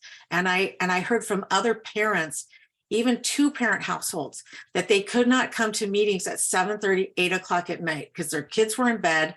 Maybe the wife or the husband or the partner were still at work and they couldn't physically leave. And I do not, I think 7:30, if we look at all of the meeting times of all the other bodies in Marin County, there's nobody starting their meetings at 7:30. And if there are, it may be one jurisdiction. So most of the meetings are around 5 o'clock, maybe 6 o'clock, but not as late as 7:30. And I do think that we cannot just dismiss the public. And this survey is no different than all of the other surveys we've done for everything else. We've advertised it every place that we have, every other survey. So I don't think we can just dismiss the public and say that their input isn't valued. Councilmember Fredericks, please go ahead. Well, I'm very excited that 95 out of the over 9,000 residents of Tiburon answered the survey. I think some of the concerns about demanding a change in time will actually be addressed by the fact, for the public anyway, that they can access it by Zoom, so they don't have to worry about babysitters. I can say in the 20 years I've been on the council that we really, and even recently, have not had any meetings that go to 1 o'clock in the morning. And if we have, they're less than once a year. And part of that is just the efficient use of constructing the agendas that is the province of the staff working with our mayor. You know, I personally have no objection to moving it earlier, but I just don't see the sense of it. And I appreciate the opinions of the percentage of the 95 people who wanted a little earlier. I have never seen 95 people at a meeting unless we served food. I am happy to leave the time where it is. And when you say where it is, you mean the default time of 7:30. Yes. So I gotta start by saying first, with respect to the data here of the survey, I'm only gonna count it as 94 responses because one of them was me, and it would seem unfair if I was in the survey and I got a vote. Oh, we'll make that 2. But I still think the arithmetic mean is like 5:30. So we do have that. I personally would prefer earlier. And I think that the argument about the whole feeding the family thing it's just not that real, because if you're in the stage of life where you're feeding a family, only one parent's going to the meeting no matter what. And I know this because through the undergoverning process in my neighborhood, I attended many council meetings as a member of the public, and it was always a pain in the neck no matter when it was. And it was just one parent has to stay home, right? So it's not just a feeding, it's going to bed, and whatever it is, one parent's going. I think that when you're thinking sort of like, where is the data valid though? You do have the distribution of the rest of the start times in Marin, and that seems like a fairly reasonable range to consider, and we would be an outlier at 7:30. And I think that the way that I would characterize that is that they're all 6:30 or 7. So I would prefer that we do one of those. And I know that just from like the voting dynamic here, if we vote 2-2, nothing happens and it goes to 7:30. So I appeal to I both. think 6:30 is a reasonable compromise, but I would like to see 6 if it's possible. Yeah, so we're clearly just appealing to Councilmember Wellner and Fredericks here because they could just, establish a tie vote and then it would be 7:30. And so I'm guessing. Well, I would hope they if would there's consider any- their colleagues. Yeah, if there's 6:30 or any 7 is way okay. that they would consider slightly earlier as opposed to very earlier. Yeah. No, I'm not wedded to a time except insofar as it affects some of our members. Yeah, I think Yeah, 6 agreed. would work. And because there is the staff element too, like the later that we start, the longer that they have to stay after their workday. So it's Right. I know we're paying them and we don't get paid, but So and so Councilman Wellner, I guess my question is like, you've been able to do it at 5 for 2 years now. Is there any room in your heart for 6:30 or? yeah, 6:30. Or Yeah, I guess what I would say is I think it would be I want to compromise because we're a council that tries to reach consensus. It's very difficult to come earlier, but I think I'd certainly move it to, I guess, 6:30, which appears to be the common number for other councils. If that's something that the rest of you can agree to. So moved. Second. Great, thank you. We're actually not moving. We're just giving direction to staff to bring back a resolution that's going to make that change permanent. Oh, okay. Okay. Then. Okay. So directed. Yeah, so do we need to vote on the direction? No, I think it's clear that we'll bring back a resolution establishing the time of 6:30 for regular. Thank you very much. Okay, thank you all. I really appreciate that. So now we can move on to our discussion item on the agenda. And this is discussion item 1. It's about the objective development and design standards. And we need to provide feedback on the draft. Could we have a staff report, please? Yes, Sue. I'd just like to introduce Bob Brown. He's going to take a larger piece of the project here and talk about the zoning And then we have WRT here to talk about the development standards.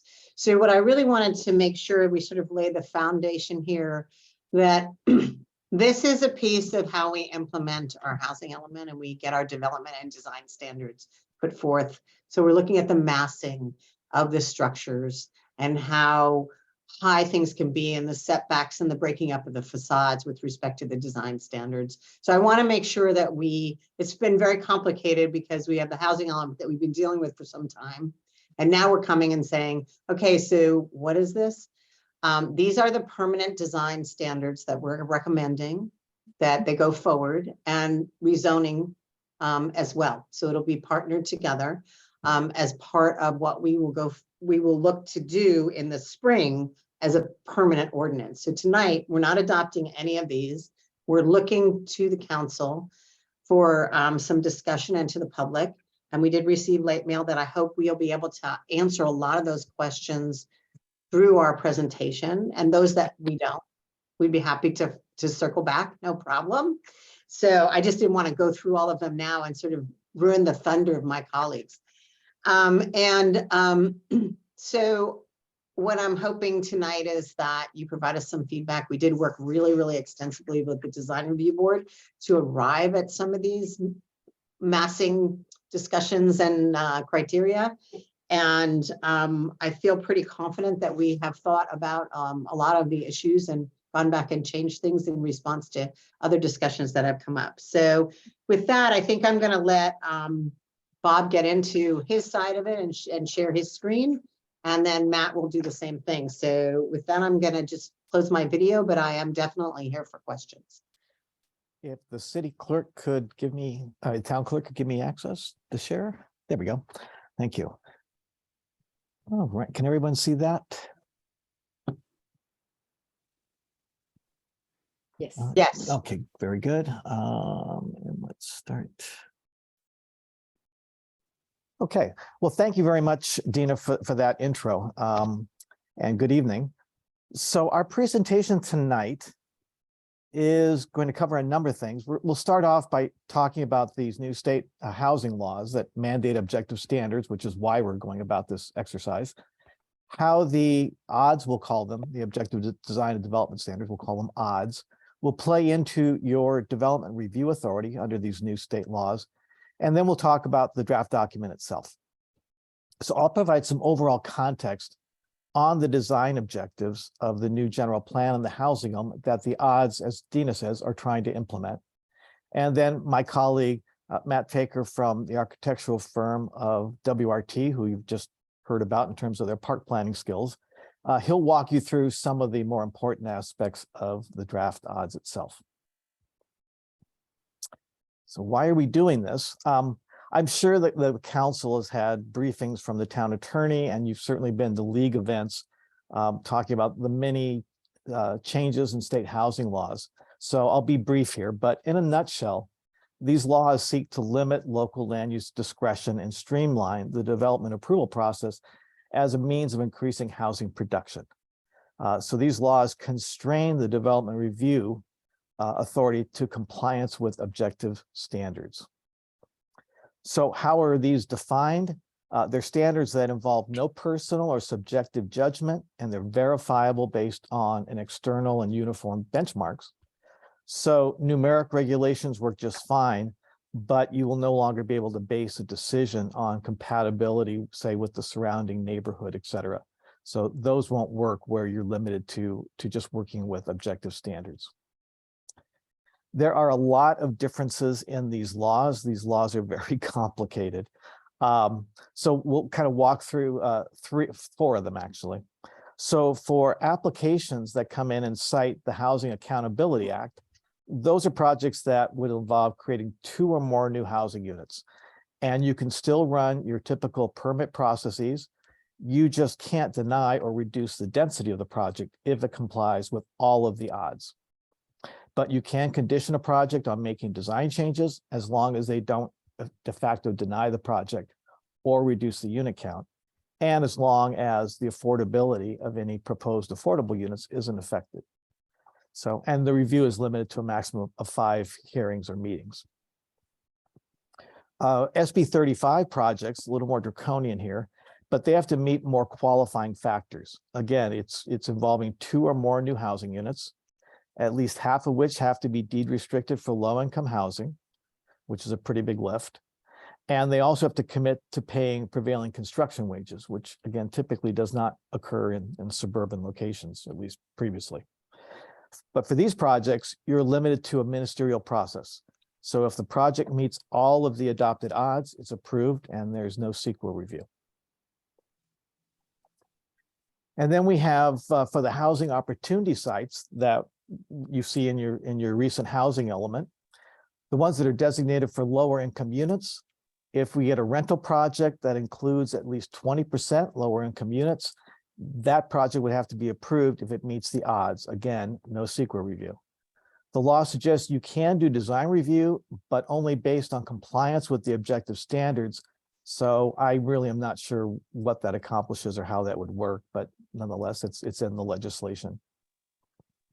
And this is a map that shows the by right sites and where they're located, the ones that are in red here.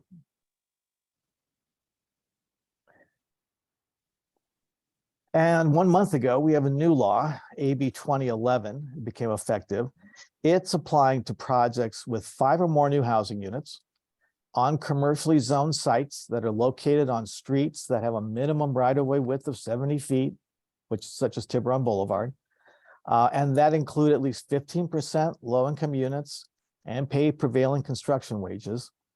And then within a half mile of the ferry terminal, this law allows density up to 70 units an acre, and it would allow building heights between 35 and 45 feet tall based upon the street width at that particular point. And again, it says it requires ministerial approval for projects that comply with all of the odds. And again, you can do design review, but based only on objective standards, and there's no CEQA that's applied. So again, these laws are becoming more and more detailed and applying to more and more locations. And if all that isn't frustrating enough, the state density bonus law, which was, as you know, exists for many, many years, it's still applicable. So an applicant that includes a proportion of the units as for lower income can qualify for actually lower income or moderate. Again, it's a sliding scale between the level of affordability. Those projects can qualify for waivers and concessions of the zoning standards. So after carefully crafting these odds, an applicant can essentially have a get out of jail free card to justify ignoring some of the standards. So again, that's a challenge with these state laws when they all layer together. So I just wanted to make really clear where the new odds will apply and where they won't. They'll apply to any new or modified building in the downtown districts, which include the new mixed-use district along portions of Tiburon Boulevard and Beach Road, and in the new Main Street district. There are basic zoning standards that we've retained in village commercial sites along Arc Row and for the neighborhood commercial sites. But these detailed design criteria of the odds that we're talking about tonight won't apply to those districts, since it's probably unlikely there will be project built there with 2 or more new housing units. Much more likely in the mixed use and the Main Street districts. So for projects that qualify under AB 35, SB 2011, or the by right projects and those mixed use and Main Street districts, these odds become the criteria that will determine the ministerial project approval. For projects that are not proposing to add 2 or more units, those would be additions or renovations to existing buildings or new commercial buildings, you'll have the zoning standards of the odds that will be applicable in the mixed use and Main Street districts, but you'll also have your typical discretionary design review processes at play. So after all the legalese there, let's take a high level look at what the odds are trying to accomplish here. They were written to accommodate the higher densities called for in the housing element for between 2- and 3-story buildings along Tiburon Boulevard and Main Street. And they were written to implement the design objectives of the new general plan downtown element and the recommendations of the design review board, which were quite extensive. So the downtown element calls for maintaining a village scale in the downtown areas. So that means breaking up large sites into smaller blocks, limiting the maximum width of new buildings, modulating the building height with upper floor step backs and height variations, and creating articulation in the building facades. I'm sorry, what does, if you go back, what does indentations mean? Oh, the building width. So again, the design review board was trying to get building widths that don't appear overly wide.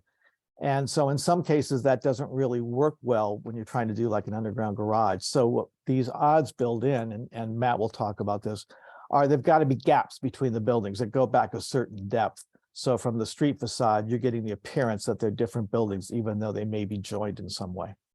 Okay, but it says without indentations. Oh, okay. Well, they would include indentations. Sorry about that. Again, Matt will go through these in a little more detail with some diagrams. Okay, thank you. Well, I think what he's saying is if the building gets beyond a certain maximum width, then you need indentations to break it I'm up. sorry. That's exactly right. Thanks. Okay, thank you. That's Okay. clear. Mhm. Okay, the downtown element also emphasizes having pedestrian-oriented design. And so that means requiring the ground floor uses that create pedestrian interest, such as not really allowing a lot of office uses, having transparent ground floor windows and prominent building entries, mandating minimum streetscape improvements, and making sure that larger projects have some public gathering places included. It also calls for making the intersection of Tiburon Boulevard and Beach Road a prominent gateway location. So the odds does this by requiring the buildings on these four corners to be built at a diagonal front setback line and incorporate corner plazas. Also having mixed use with ground floor commercial, that would be ideal for these important locations. But two of these corner locations are cited in the housing element for lower income development. And so there we have to allow all residential. So we can't mandate ground floor commercial. The council had discussed this as part of the housing element, and you decided that you really did not want to offer a height bonus on those two parcels as an encouragement to incorporate commercial. So that's been removed. And lastly, the general plan focuses on promoting alternative means of mobility. So the odds responds by requiring activated building frontages, as I previously discussed, to promote walkability, mandate streetscape improvements for pedestrians for the same reason. It lowers the parking rates for multifamily residential and also has allowances for parking lifts and tandem parking spaces that would increase the efficiency of garages, so you don't have to build as much enclosed garage space. And so with that high-level summary, what I'd like to do is turn this over to my colleague, Matt. Yeah, thanks, Bob. Thanks for the clear and concise overview. Next slide. The downtown area is comprised of two mixed-use districts, and then also we looked at the village commercial district, which is Arc Row. Arc Row, just briefly, there's very low FAR, floor area ratio, and therefore kind of a low likelihood of development according to the existing zoning. We did convert that FAR into a fairly low density for that area, and it would follow the Main Street zoning standards if development were to occur. The mixed use area is in blue, and then the Main Street area is in blue, and the mixed use area is in the purple. Next. And there are use standards that pertain to each one of those districts: the Main Street, the mixed use, and the village commercial. There is generally flexibility, but along the ground floor, which is critical, we have we do require ground floor commercial uses and other active uses, and there are some uses that we prohibit along the ground floor, those uses that do not encourage pedestrian activity. Next. Bob, do you want to talk a little bit about the land uses? Sure. So this land use table really takes what was in the previous zoning ordinance, and it just really sort of collapses it into land use categories. So instead of listing a bunch of individual personal services, it combines them all into one grouping just to make administration and reading easier. We, working with staff, have changed a number of the conditional uses that were in the prior zoning orders to make them permitted. That will reduce the number of use permits required. So things like retail and personal services, business household services, food and beverage uses and residential become permitted uses. We also prohibit firearm sale and fast food in these areas. We've added adult entertainment because that's a First Amendment requirement that you have to allow somewhere in your zoning code. So that's proposed in the MU district. Again, as Matt says, it limits the types of ground floor uses on certain required commercial street frontages. Hey, Bob, excuse me for 1 second. Yes, yes, please. Is fast food in this case like a planning term of art where it's like chain retail fast food, or because I don't want the definition to say you can't have a sandwich grab and go place. No, it does. We have added the definition working with Okay. staff to the zoning ordinance, and it does really get into the characteristics of, you know, a McDonald's or a Taco Bell as opposed to a restaurant that has takeout. Thank you, appreciate it. Great. So this table, describes some of the basic parameters for each one of the districts. The residential densities were defined through the housing element, so we were working with those. The FARs correspond to those densities. And in the block width, we're going to show you a diagram a little bit later. But basically, it's to try to break up parcels that are especially wide. Sorry, could you go back to the last slide? I just have a quick 2 follow-up questions on this one. Yes. One is in the second bullet, when you say changes some uses from conditional to permitted to reduce use permit requirements, that means that's what you were describing earlier, that retail you used to have to apply for a CUP, and now for a retail store you would simply be allowed to do it if you satisfied the conditions. Is that right? Correct. Yes. Okay. So it's a streamlining matter, I think, for the benefit of applicants and staff, and then certainly where you have these, by right type of applications and ministerial, that you aren't allowed to do a use permit. So this streamlines that. Okay, and then with regard to the bullet on adult entertainment, has something changed that has caused us to need to do this in terms of First Amendment jurisprudence, or is this just something that we've noticed this time around that we were doing incorrectly? The latter.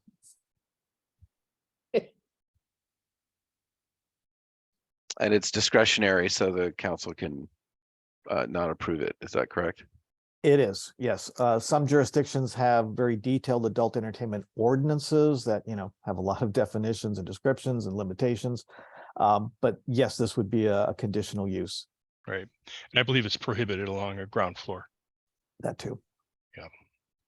I had a question. Did we previously allow firearm sales in the town of Tiburon? No. I've forgotten how it was written in the previous code, but no, we decided to make that explicit. So then why would we be adding adult? It was actually allowed, it was actually permitted. Oh, sorry. Okay, so now we're prohibiting it.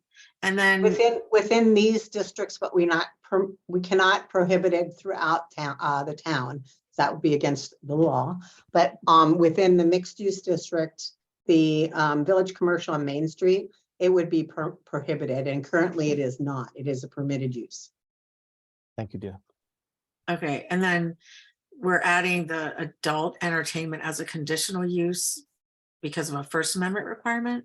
Yes, yes. Towns are required to have some provision for adult entertainment. And we have going to be adding as part of those conditions that it's not on the ground floor. Correct. So Can we ask our, I don't want to put them on the spot, but can we ask our town attorney to comment on the First Amendment requirement? Yeah, so number one, I still need to review these zoning ordinances. I haven't seen them yet. So once it comes to me, we'll be doing that analysis. It's my understanding, at least in the past, it's not that we've prohibited them, we've just been silent. And we require all businesses to have a CUP. So I'll have to analyze whether we actually have to explicitly allow them or whether our past practices would be. Oh, I see what you're saying. So in other words, this didn't come up before because every retail business had to get a conditional use permit. Yeah. Now that we're allowing retail businesses to not require conditional use permits, we have to call this out if we want to apply a conditional use permit to it. Is that what you're saying? Potentially, yes. Okay, but you'll look into that and report back. Yeah. Thank you. Great. So let's just move ahead a couple slides.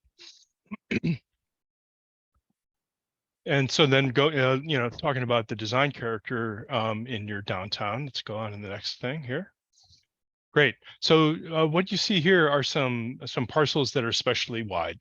And so this was is a concern.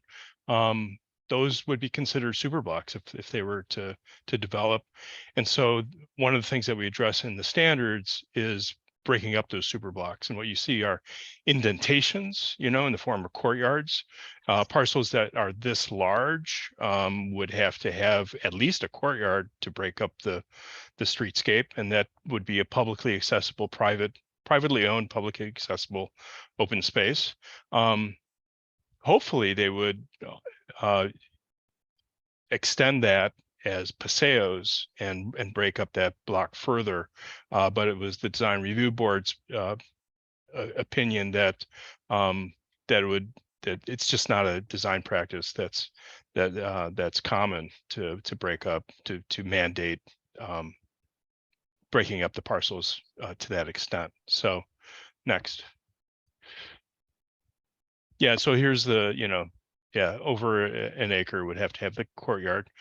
So then block size, okay, so then. Sorry. That's okay, it's good. The diagram that you see on the left is a theoretical maximum. It's really what describes the allowable envelope within which you'd see a building. We are not proposing Lego block buildings, just to make it clear.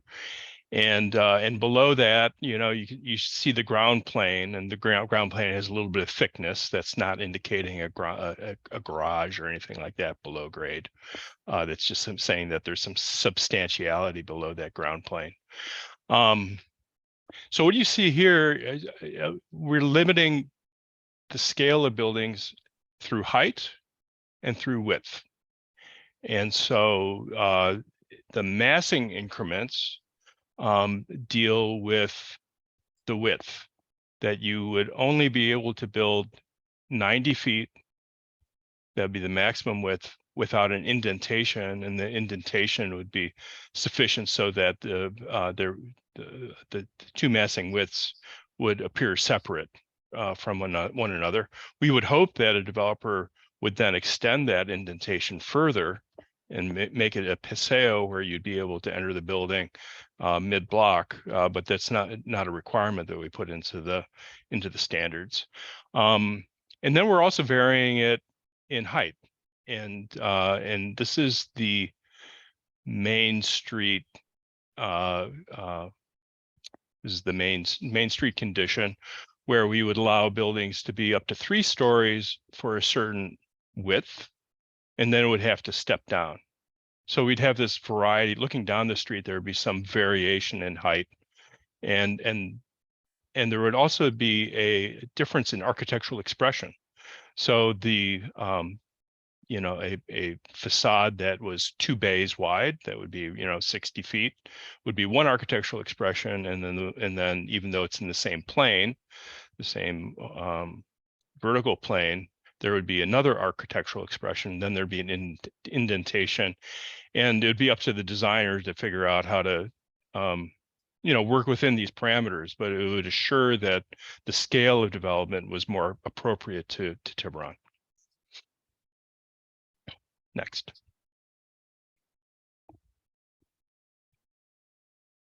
So here's an example of how that step back that was just illustrated has been applied already on your main street.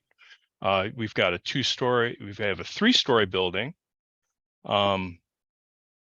where part of it is stepped back above the 2nd story. Next. And so on the right, that's the condition that you've already seen, which is that some part of the building would be allowed to be up to 3 stories, and would give it kind of a vertical feel.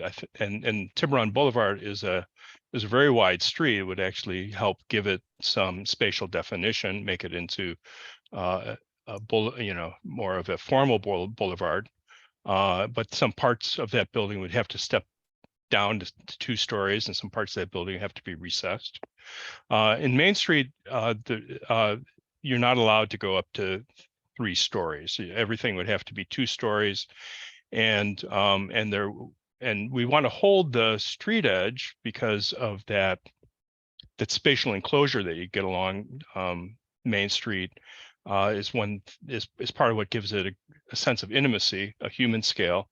Buildings come right up to the street, and also allow that there could be some recesses, some courtyards, such as what you see with the hotel.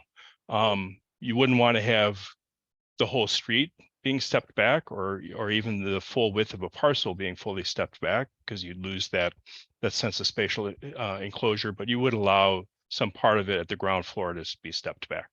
Next.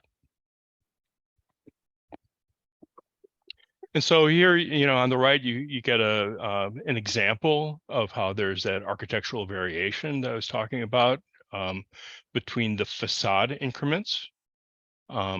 Next. And then this diagram shows you not just the land use districts, but also indicates where ground floor commercial would be required. And that's where there's the thick line that's got hatching next to it. Those would be required to have ground floor storefronts. And you can see at the intersection of Tiburon Boulevard and Beach, where the parcels are not assumed for for potential low-income housing as part of the housing element, there would also be ground floor commercial that would be required on the north and the south corner. On the east and the west corner of Tiburon and Beach, we need to allow for a 100% residential project, so you don't see it there. And then where you see the dashed lines, the ground floor commercial would be optional. In other words, you might see residential on the ground floor, and there's standards that apply to that, which we'll get into in a minute. And we did not require it in those locations because we want the commercial area to remain fairly compact, that the market for small scale retail can be in many communities such as Tiburon is likely limited, and so we want to concentrate it where it makes the most sense. But if the market conditions allowed for it and developers felt bullish on it, they could do ground floor commercial where the dashed lines are. Next. So the diagram on the left gets at the need to bring buildings up to the street. Bringing buildings up to the street or near the street is really important for creating a greater walkability. That streets that are lined by surface parking lots and blank walls just are not as conducive to walking. And also it puts the foot traffic back off of the street rather than interacting with the street. So some part of each of the parcel, the largest part of each of the parcel would have to come up to be at the street, at the sidewalk, or step back only slightly. And then some part of it could be step farther back. There's enough room for access to a parking garage, for instance. and other sort of unexpected needs. So it wouldn't be 100% of a frontage, but I think we have 75% of the frontage would it be a building that comes up to or nearly up to the street edge. Next.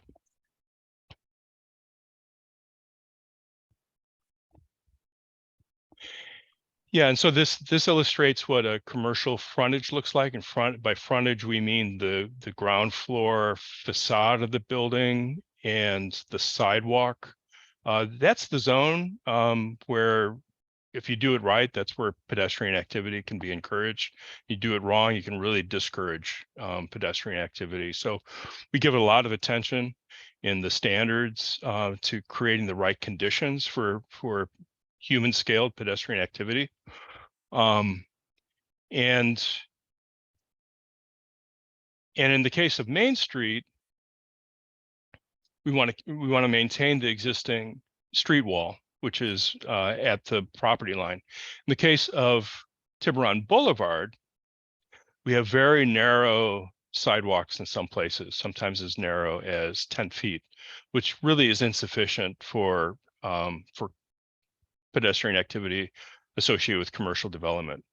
So along Tiburon Boulevard, we're requiring development to be set back 10 feet from the property line, so that when there's a commercial condition, ground floor storefronts, you have a 20-foot sidewalk, which is really lends itself to being a beautiful walking environment, as is illustrated on the right. And if you have residential, as will be seen in the next slide, that setback is used for landscaping where there's not the requirement for pedestrian access to the building. Next. Yeah, so here you see that. So the setback remains the same, but the way that the setback is used differs between the commercial ground floor and the residential ground floor. Next. And as I mentioned, we gave a lot of attention to that ground floor condition where it really matters most. There's more flexibility with the upper stories. And this was also at the advice of your design review board, not wanting to become overly prescriptive as far as facade requirements on the upper stories go. And so we've got residential types. It could be a porch, could be a stoop, which is kind of an individual entrance to each of the projects. There also could be a vestibule. That would be a shared lobby for residential uses. And the commercial typology that we've got is storefront. And then there's the possibility of an arcade. So you could have an arcade that would occupy the setback, but there would have to be a storefront facade behind that arcade. And the arcade has the advantage of providing some covered space when there's inclement weather. And then commercial lobby is also allowed where there's commercial frontage. Next.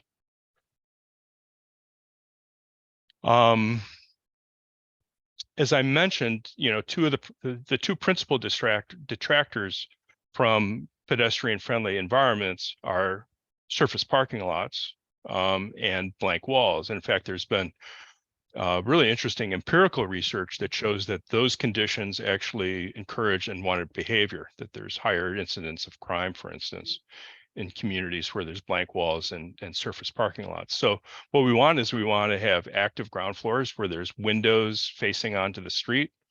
And even if somebody's not looking out that window, it's a deterrent for unwanted behavior. And it gives that sense of comfort to the pedestrians as they're walking by.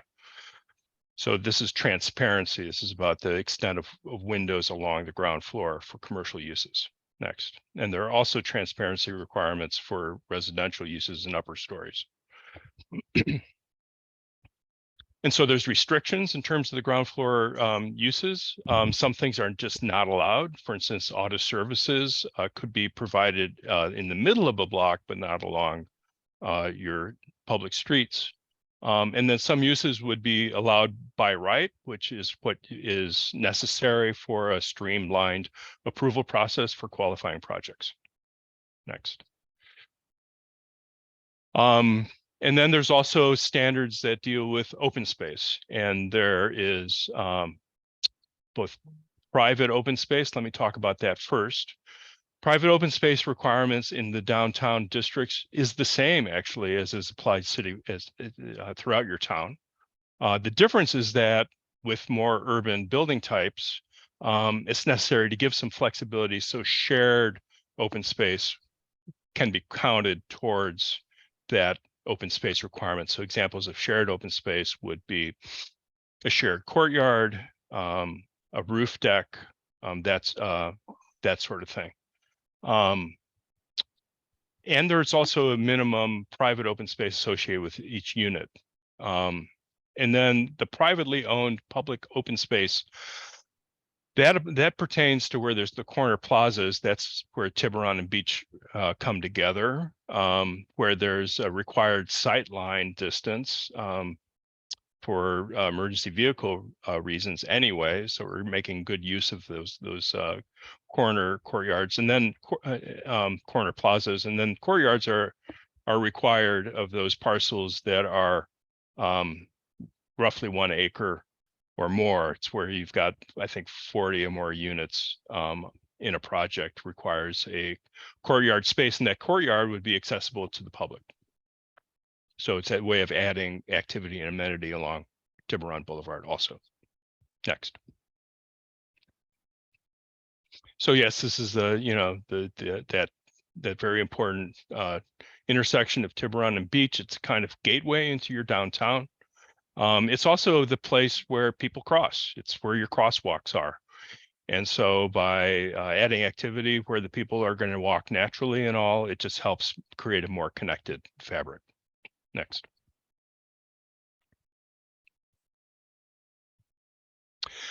Yeah, paseos. So there, we are hoping that developers will create paseos through the middle of the block.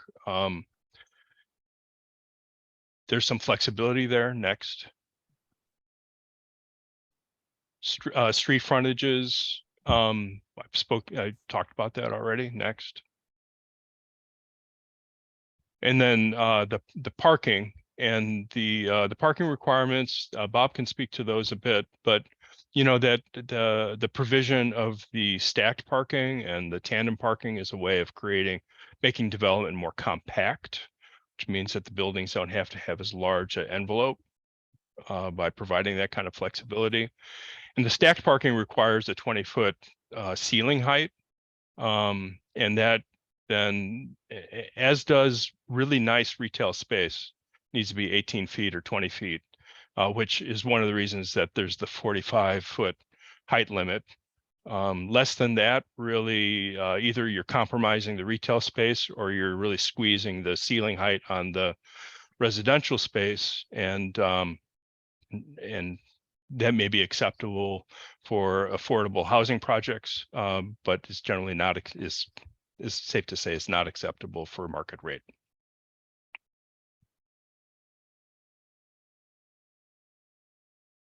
Going over some of the same material another time, but there's the open space requirements. Again, these are the town standards, but with more flexibility in terms of how they're applied to allow shared space. Sorry. And there you go. Sorry. No, it's good. Anything you want to add to that, Bob? No, I think you covered it. Okay. Thank you guys very much. Are there any questions from council?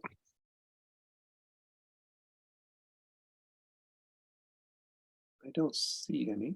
Oh, I have one. Councilmember Wellner, yes, please, sorry. If you could go back to the slide that has the commercial frontage. The 3D. Yeah, we passed. There we go. Yep.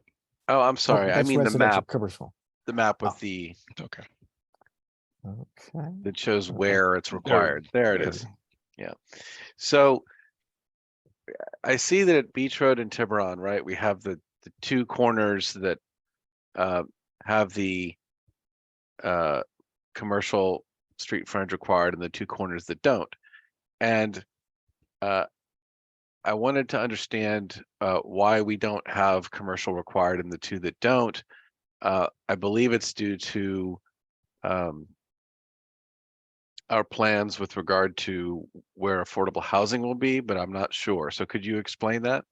That's exactly right. The two sites, the Broadway Shopping Center and then the catty corner to that, the bank site, I believe, those were designated in the housing element to allow for counting those units as affordable housing. And so in those cases, we're required to allow 100% housing developments on those two sites.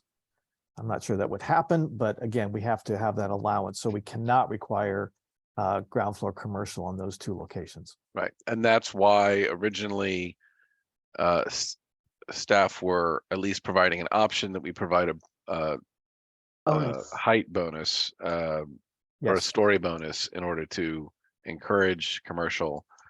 Correct. Right, Yes. but we were more concerned about height than commercial if we had to engage in the trade-off, I think. Exactly right. That's And correct. Okay. yeah, I mean, we could look at potentially other zoning bonuses that wouldn't involve height. But for the moment, we've just eliminated that height Yeah, bonus. it can't be required is the point, right? Exactly. Okay. Good. And then my second question is, would like you to reiterate the vetting process that this has gone through in terms of community meetings and design review board meetings, and to understand what the final vote was by the design review board. Was it unanimous, or was there controversy over approving what's being presented to us? So would you like me to take that, Bob? Yeah. Sure. Oh, go ahead. Okay. So we did meet with the design review board on June 2nd, June 30th, and July 21st. And I think there really wasn't any kind of dissension, so to speak. I think everybody came together and we discussed at length how we should divide up what the blocks should and shouldn't look like. There was some discussion at some point, I believe, with respect to will these paseos ever exist, but we wanted to put that in as an option. And basically talked about materials of construction, massing, setbacks, pedestrian orientation, all of what has been put together very wonderfully by WRT. And I think that at the end of the day, the design review board did a great job in assisting us. And we then moved forward and had a meeting with the planning commission in November. They also reviewed the odds and recommended that we go forward with what we had proposed. So I think we did quite a large vetting, and I really thank the design review board for all the work they did on this, because I'm not sure we could have gotten there without them. We really pieced apart existing architectural elements that we like or don't like, and why they work and what doesn't work. And I actually found it to be a very lively and interesting discussion with a consensus at the end. Okay, so it was unanimously recommended by both design review and planning. Is that correct? Yes. Yes. Thank you. Sorry, can I circle back on the Paseo question one more time? So that is something that they did not recommend, but we could recommend, or? No, it's not that they didn't recommend it. They had some questions about how is that really going to work? Are people really going to create designs that you walk through to one side to the other? And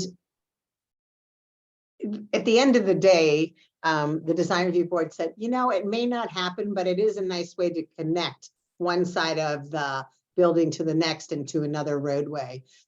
So they did support that idea that it would break up the massing internally. It was just how would that really be facilitated is what was discussed. There's one design board member who does a lot of multifamily housing for a living who strongly recommended against the Paseo. I think that was one of the principal reasons that we didn't include it as a requirement, and that if something that's really desired, that maybe it should be in the form of an incentive rather than a strict requirement. Or it's not required. That was Yes. His concern, I think, was, in all cases, requiring developers to allow the public to move through let's say a residential project.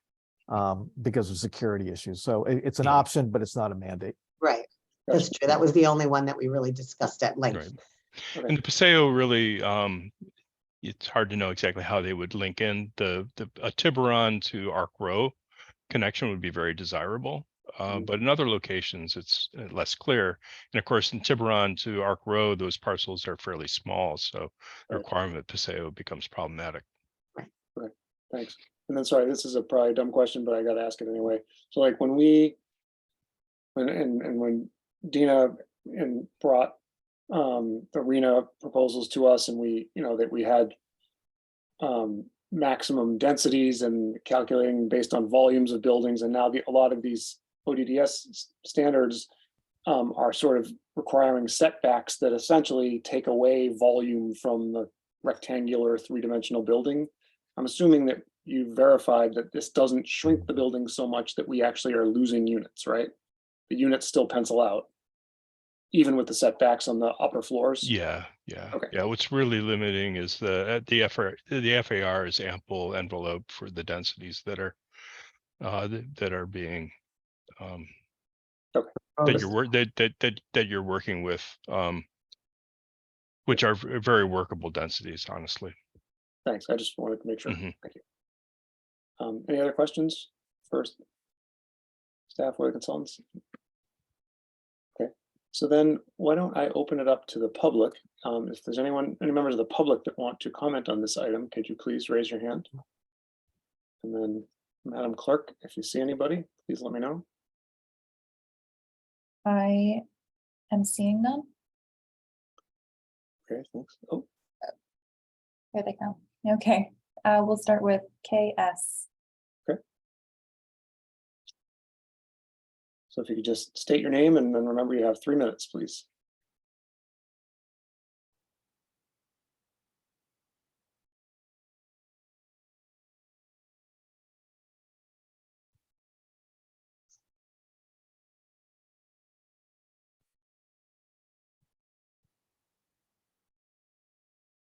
I believe he or she is muted. Now I see the mute. Now they're muted.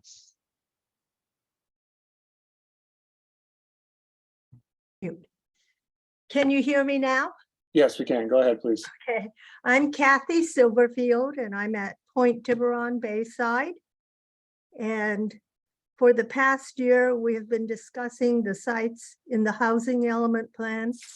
The only site on Main Street has been 26 Main Street. Now we have the objective design standards. From reviewing the draft of the objective design standards, I have some questions regarding Main Street. 1, from table 2C, can all of Main Street really be 3 stories up to 45 feet? And should the 45 feet be the more standard 30 to 35 feet, since there is no need for 15 feet ground level to accommodate inside parking? More importantly, or explicitly, why is there a need for 3 stories? Except for 26 Main Street, the rest of the street is not an RHNA site. Do we really need to add 2 stories to Cafe Acre? Number 2, also from table 2C, under the building step back standards, and I think I understand a little bit more what they are from the discussion, but why is the minimum depth of required step back above 2 stories or 30 feet on Main Street 10 feet, while it's 20 feet for mixed use and village commercial? I'm not sure what the step back does to hide, and I thought it was there to hide the added story, unless you're standing right in front of the building. If you are across the street, you see 3 stories no matter what. Number 3, is there any mention of preserving the historical look of Main Street? Should there be? And this is in the objective design standards. There must be some way you can do it objectively. And I don't know if any of those buildings are designated historical or not. From table 2B, the site standards table, the Main Street minimum density is 20 and maximum is 25 per acre. Are we saying the look and nature of Main Street can change to mainly residential? And again, I don't quite understand that, since we're not talking about RHNA sites or HCD. In that case, we've already met the requirements by other property sites. 5. So Kathy, your time is running out. Can you wrap it up, please? Okay. Should this, since there's such a drastic change to Main Street, shouldn't this be discussed in a public session with questions and answers and such? We've never really done this publicly. And my last question, which is an additional one, is should the objective design standards include the annexed property adjacent to Paradise K? Since that's part of what the AG plan, the housing element plan. Okay, thank you very much, Kathy.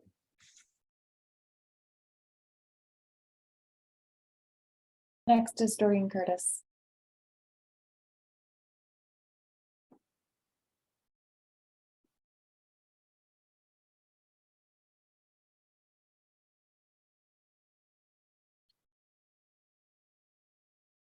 Hello, can you hear me? Yes, welcome, Doreen. Please remember you have 3 minutes. Okay, thank you. I'm going to try to go through them all quickly. This was very informative. I appreciate all the information. I submitted some of these comments in writing and some are additional from listening to this. One thing I would appreciate somebody clarifying or confirming that it's correct. My understanding is that despite what the housing element plan says or what the odds say, a developer can come in under AB 2011 and they can build a 5-story residential complex with 80 units per acre and no parking. The staff memo at the bottom of page 1 described this law, and as well as in a separate chart, and actually said it would be at least 80 units per acre and at least 65 feet. However, I did believe that the person talking about this today said it was only 70 units. Please clarify what can be done under this.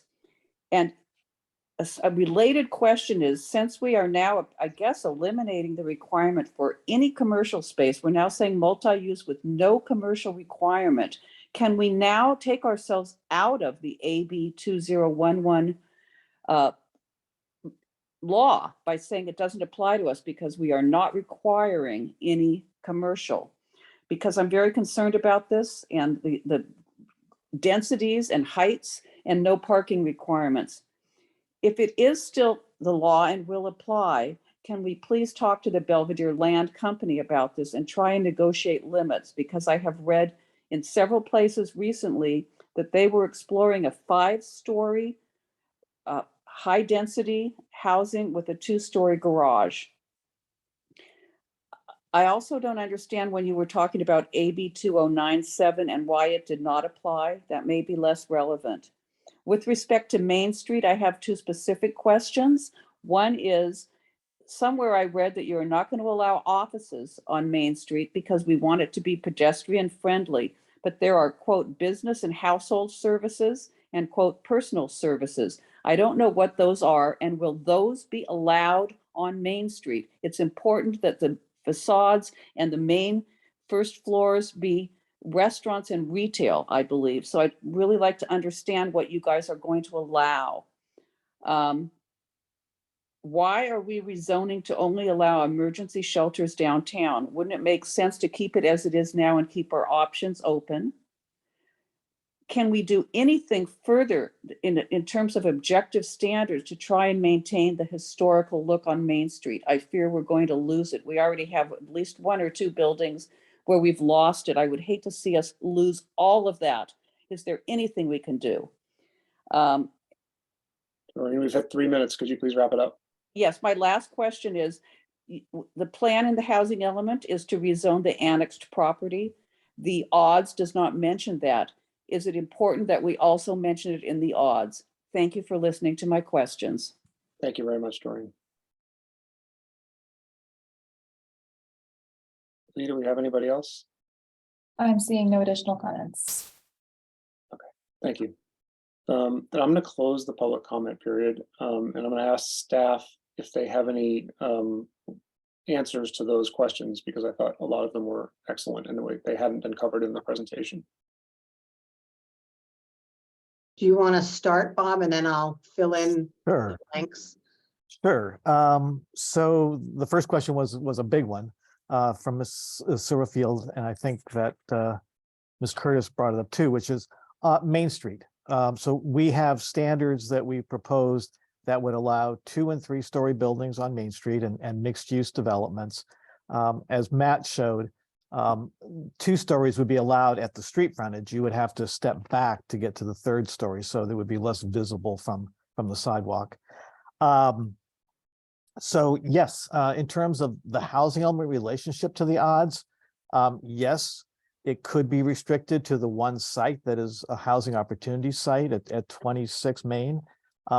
A couple reasons to go with what's being proposed in the odds and apply the same standards across both sides of Main Street. One is the downtown element calls for creating more activity and more business support by promoting residences downtown. So allowing mixed use generally would support that. And secondly, even though you've designated a number of units on all these various housing sites, if developers come in and don't build to that density, then you've got a shortfall that you have to make up somewhere else. So having some flexibility in your zoning on Main Street allows you that opportunity. So that's that. Let's see, the minimum step back of 10, I'll come back to that one and let Matt address that.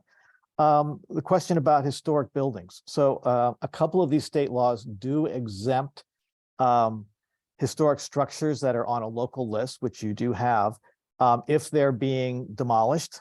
So then those ministerial allowances don't apply. I would say I've looked long and hard at other jurisdictions, a lot of them that have very strong historic preservation programs, to see if any of them have come up with objective standards to deal with historic building modifications. I have found none. It really challenges me mentally to think how you can do that, because it involves subjectively defining what the historic features are of that building, and how extensive you can modify those. And those are all subjective criteria. Question with both speakers came up about the site on Paradise Drive. As we developed the odds, there was only one property, the vacant part of the school site, that was to be added as a multifamily site. So now Paradise is the second. So the scope of our odds really was just in the downtown for the mixed use projects. So we have not developed any detailed design standards for those 2 sites. Your basic zoning regulations would apply. AB 2011, again, really complex bit of legislation, and the densities and the maximum height allowances are based on the population in your town, the proximity to the ferry terminal, to the width of the street, to the width of the street frontage of that parcel.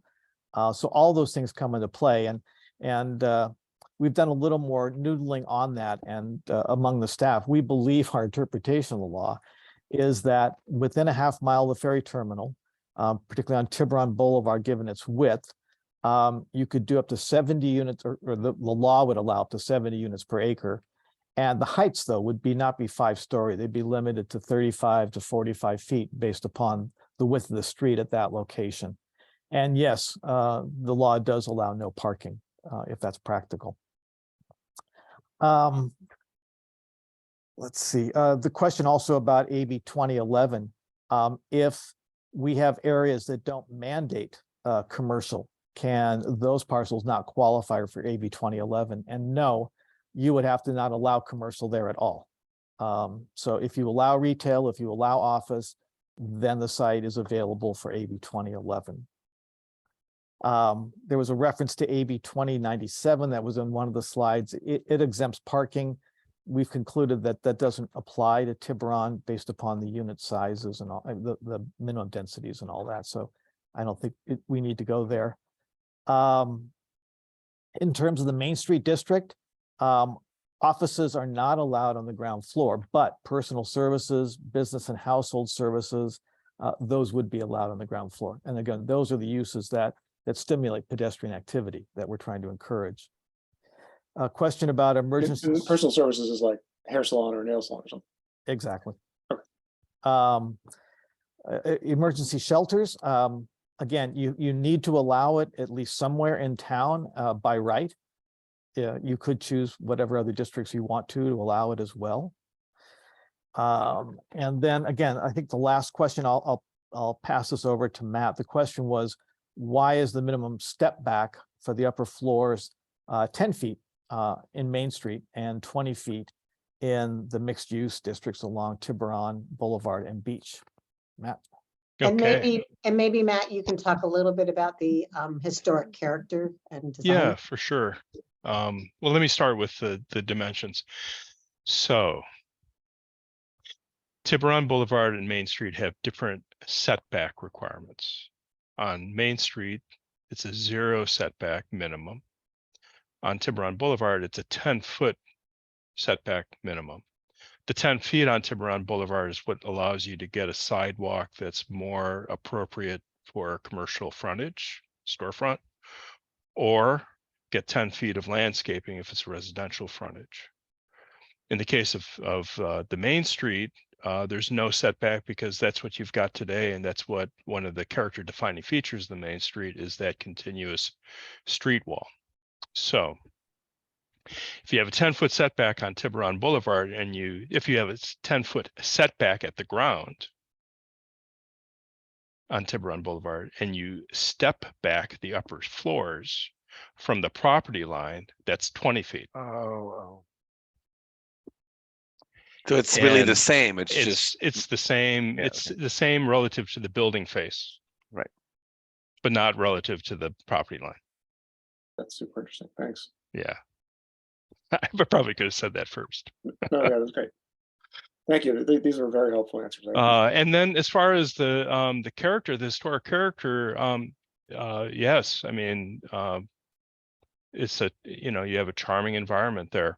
We worked very diligently with the design review board to dial in that balance between being prescriptive, which can result in things that start to be very historicist. I mean, like the fakest example of historicism would be Disney's Main Street, right?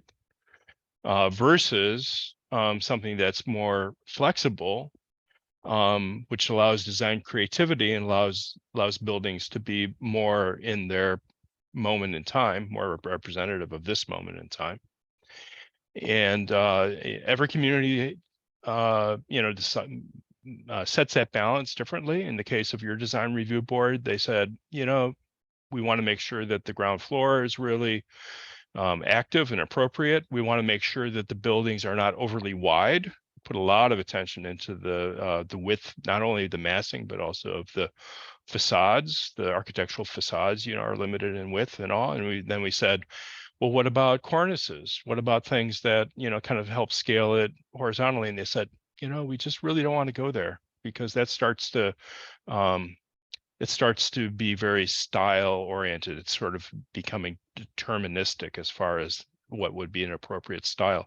So what we put in place are things that maintain the character, the scale, that maintain the same set of materials, and then do some other things in terms of like the ground floor and all, that's consistent with the downtown. So there is going to be consistency, unity within the downtown, but then still allow variety as far as architectural style goes. And I would just like to go back and qualify my previous answer about the emergency shelters, because they're actually allowed in all 3 of the downtown districts. Sorry, I went back and checked. Okay, thank you, everybody. I appreciate that very much. So now we'll just take it to council member deliberations. Is there anybody who'd like to start us off? And we're not going to all jump at once. I have a couple of follow-up questions. Can you explain again why the odds don't apply to the Paradise property and the school property? I basically what I picked up from what you said is that since it's not mixed use, since it's all housing, all residential, you didn't apply the standards there, didn't apply some set of standards there. I'm wondering, is it a good idea to not have objective standards there?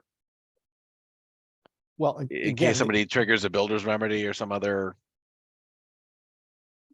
the odds that we're contracted for, again, we're really focused on these mixed use locations in a more urban setting. You certainly could not take these regulations and No, apply you couldn't them. move. You'd have to have a different set, right? Exactly. So again, it's something the town could choose to develop. Again, it wasn't part of the scope of this work Right. because I think the expectation is, the great majority, if not all of these housing projects you're going to get are probably going to be in these downtown districts. But yes, now that you have 2 multifamily sites that are being added, if the town wanted to go in that direction, you certainly could, but it would be a separate bit of work. Right. And so I understand from a you weren't hired to do it point of view, wasn't done, but I'm asking, I guess, I'm really asking staff, should we do it? I think We sorry. could definitely do that. I mean, Yeah. I want to remind everybody that came into play very long after we had done a lot of this work, and we didn't bring that forward to the design review board. So we could certainly do that. But it looks like our town attorney wants to say something. I'll also just say the interim resolution we did last week is, residential in nature. Those were the objective standards that are in place now and in the future for any residential zoning area. So they work pretty well for those 2 properties as an interim. They're harder to use on the properties we're talking about tonight because of the mixed use component. Yeah. So I still think there's value in updating them and going through a process, but to say we have no objective standards in the residential zone. Yeah, I'm not saying we No, don't have any. no. I'm just asking the question, does it make sense now that we have 2 housing sites that are not in this downtown area to look at this question, of what the objective standard should be for them? And I think it would be important for us at staff to look through that because we do have existing standards Yeah. that would apply to this, that we could certainly look and see if we wanted to amend those in any way. But we currently do have quite a bit of standards for residential development, such as the one that might be proposed at Paradise or behind the Reed School. Okay. And then did you have a second question, Councilmember Wellner, or was that the question? That was my question. Okay, so Councilmember Thier, did you want to speak? I just had a quick question. So if we were to approve these tonight, these can be changed in the future and we will be modifying them as we go. Is that correct? So we're really not asking you to approve anything tonight. We wanted to have a discussion. The approval or quote unquote adoption would have happened when we come forward with the odds as part of the general plan and rezoning and housing element. So right now you're not technically approving anything. What we asked you, I think what I asked you was review the draft odds and provide feedback for any desired revisions prior to our incorporation into the municipal code amendments to be brought back to council at a later date. And that later date would be in the spring when we bring forward the zoning as well as the general plan and environmental documentation. So it'd all be kind of a package at that point. But I think it's one of the things I'm hearing is we need to look at what are those 2 other sites? Should we be doing anything else with those? One of those things. Yeah. And I don't want to presuppose what other people say, but I don't have any other recommendations that I would propose. I think that the package is very comprehensive, and I really appreciate the work that the DRB did and that you did with them, because that was Herculean and really a great bringing to bear their subject matter expertise to actually craft these, and I really appreciate that. I'm sorry that none of them is here for us to express our thanks to them, but I watched the readings, I watched the planning commission meeting, and I watched this, and thanks for these presentations. I don't have any further things that I would recommend to change, but Feel free if the rest of the council has anything to say, please don't be shy. Yeah, Councilmember Fredericks, please. I have a very short comment on what our mayor said. I extended ditto and a thanks. Councilmember Wellner, please go ahead. Yeah, I wanted to ask a further question about the Main Street standards. It was raised by, I think, both speakers, this question of why allow residential beyond the designated RENA site of 26 Main Street. Is it correct that currently residential is not allowed on Main Street and that this would allow residential on Main Street for the first time? Or is that not a correct statement? Residential is allowed now with a use permit on Main Street. So residential is currently allowed with a use permit. And these odds, what would they do to that? They would make residential permitted as long as it's not on the ground floor.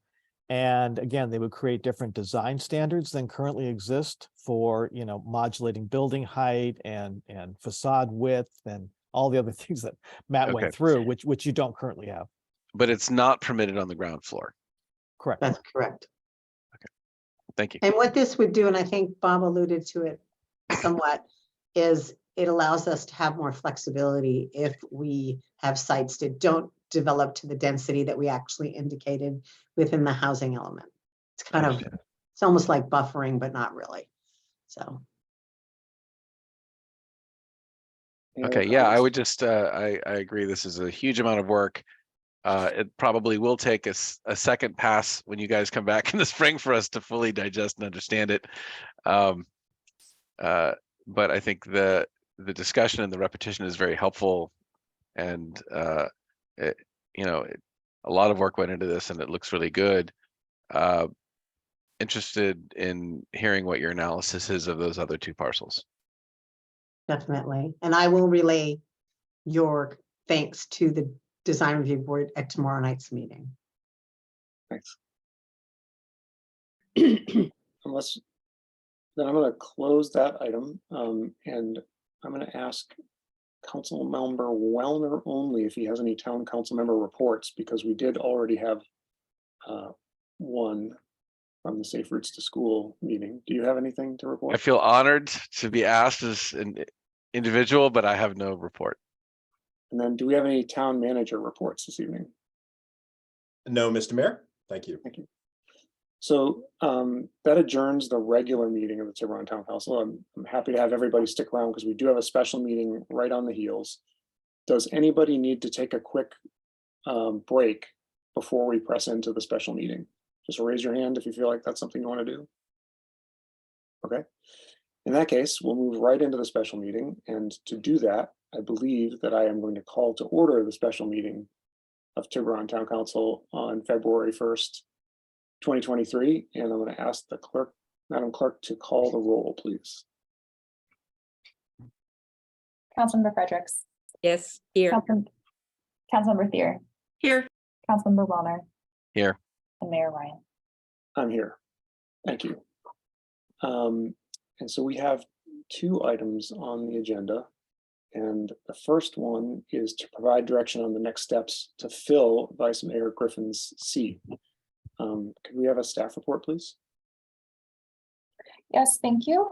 Good evening again, everyone. As we all know, Vice Mayor Griffin submitted his resignation from the council last week.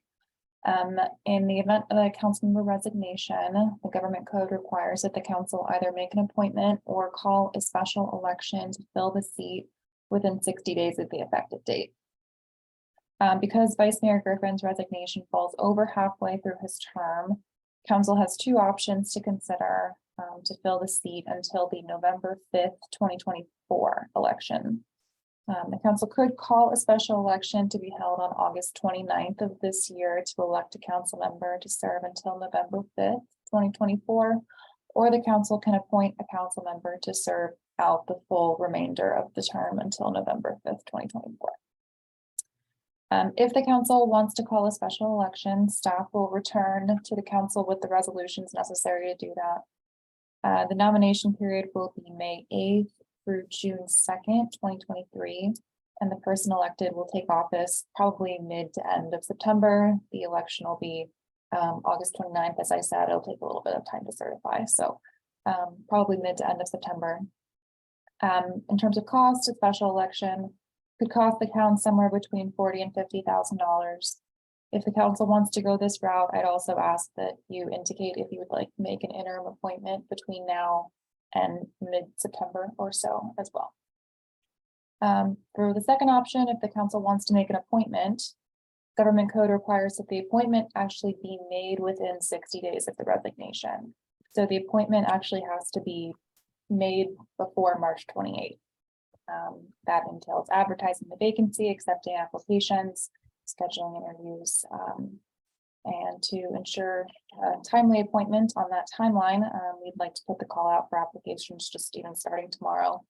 I included a tentative timeline in your staff reports just for suggested deadline to work with, timeline for interviews. I'm happy to accept feedback on that as well if you decide to go that route. And that concludes my report. Any questions? Thanks. Does anyone have any questions for? Go ahead, Councilmember Wellner, please. Quick question. Why is the special election August 29th instead of November of this year? The code requires that the special election be called on the next regularly established election date. And based on the timeline that we're working with now, this is the next regularly established election date. That's a state established date? Okay. Yep. Okay. Yeah. Councilmember Fredericks, did you have a question or you're just gonna? I know, I was just going to clarify what John just clarified, that it's state. Thanks. Councilmember Thier, did you have a question? No. Oh, okay. Do we have any members of the public who'd like to say something about this agenda item? If so, please raise your hand. Seeing none. See anyone, Lee? Nope, seeing none. Okay. I'll close the public comment period and bring it back to council for deliberations. Who'd like to start us off? Go ahead, Councilmember Thier, please. I don't know why I'm starting. I don't have this. But I think first I want to say I'm very sad that Noah resigned. I know I've said that before, but I am. And I think these are going to be very big shoes to fill. I'm concerned about the council having four of us for a long time. And, you know, I wish that an election could be held sooner, but I just don't, I think when I weigh it out, I don't want to come and have 8 months potentially without 5 members of the council. We saw tonight, there was almost a 2-2 tie, you know, and sometimes it helps to have that fifth voice. So I would probably be in favor of an appointments process to happen for the 2 reasons that the special election would be not until basically September if it's August 29th, and the cost of the special election. We just had an election pretty recently. So I guess that's my preliminary thoughts, but I want to hear what everybody else has to say. Yeah, thanks. Does anyone else have anything they want to say, or I can wait? Okay, Councilmember Wellner, please go ahead. Well, I think I remember the last time we went through this process, there was discussion about appointment versus election, and we decided to go with an election without any appointment because the emphasis was on making it a democratic process, as democratic as possible. So I think at a minimum, I would want to have the election be in August and not, you know, at the end of 2024. With regard to appointing someone in the interim, you know, I could go either way. I think it probably makes sense to appoint someone, but I could also, we have functioned pretty well as a group of 4 before when this happened last time. And so I would be open to that as well. I'm curious what other people think. Thanks.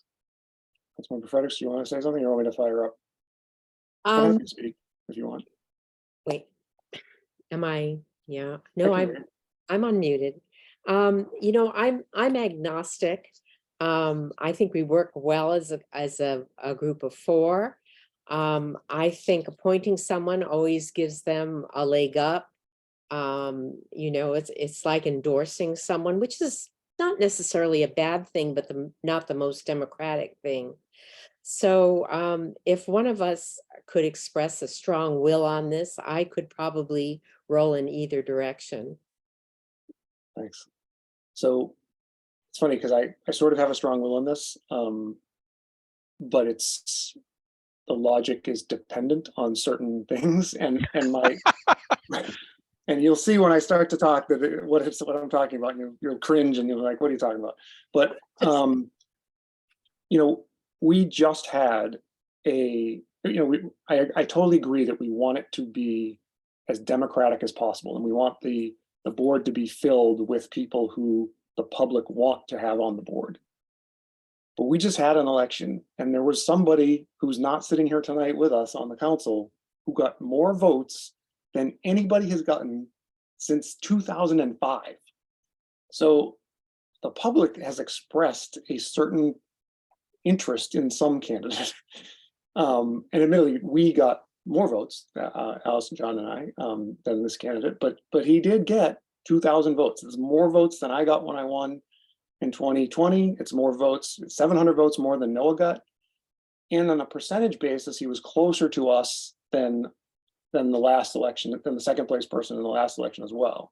So as you can see, like in that circumstance, I think it is a democratically justifiable choice were we to appoint a candidate like that without naming names.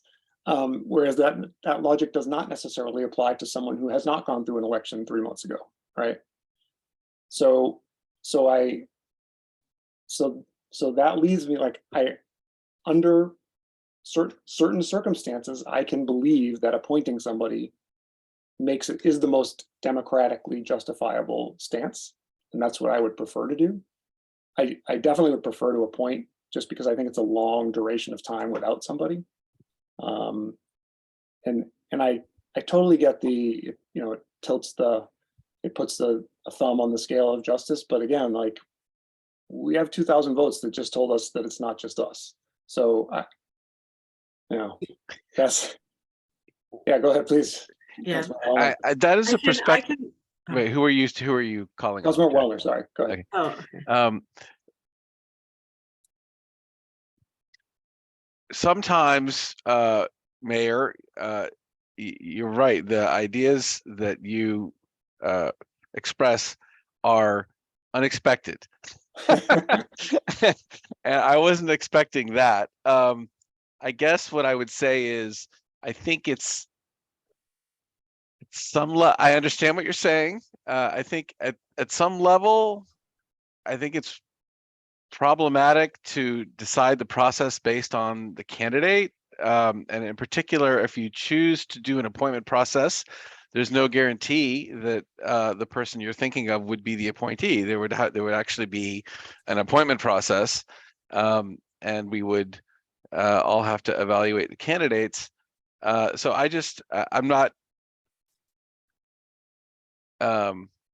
I'm digesting what you said. I'm thinking about it, but I have to say, I think there is a problem with picking a process for a person. Yeah, please, Councilmember Fredericks, go ahead. Yeah, sorry, Councilmember Thier, you had your hand up earlier. Sorry. Go, Holly. Okay. So I don't think we're picking a person through a process. I mean, I think, I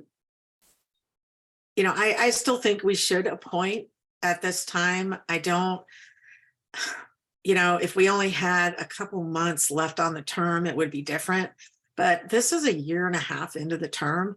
And I think what Jack was saying kind of is that there was just an election. If we chose to appoint a person who ran, that would be a reflection of the Democratic vote. However, we're not we're not presupposing what would happen in an appointment process. I think that's kind of what he was saying about the democratic process, but I'm not going to put words in your mouth.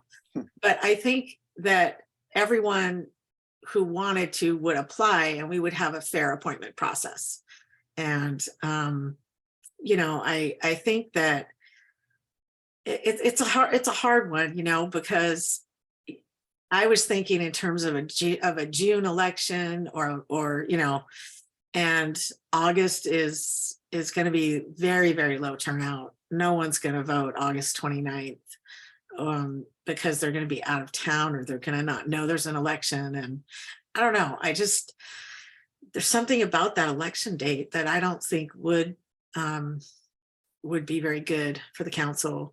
I guess I feel stronger that it should be an appointment just because of the 8-month lag time. And, if you do the appointment and then you have the election, then you're giving someone an advantage. So I know past races where that has not benefited some of the members on this council today. And, that's also a consideration about the democratic process. But maybe we could just get Noah to come back. And then this will all be moot. Okay, go. I'll volunteer because I'm very good at guilt trips. Anyway. Work your magic. On a more serious note, yes, there is somebody else who stepped up and ran, but let's not forget that he didn't win.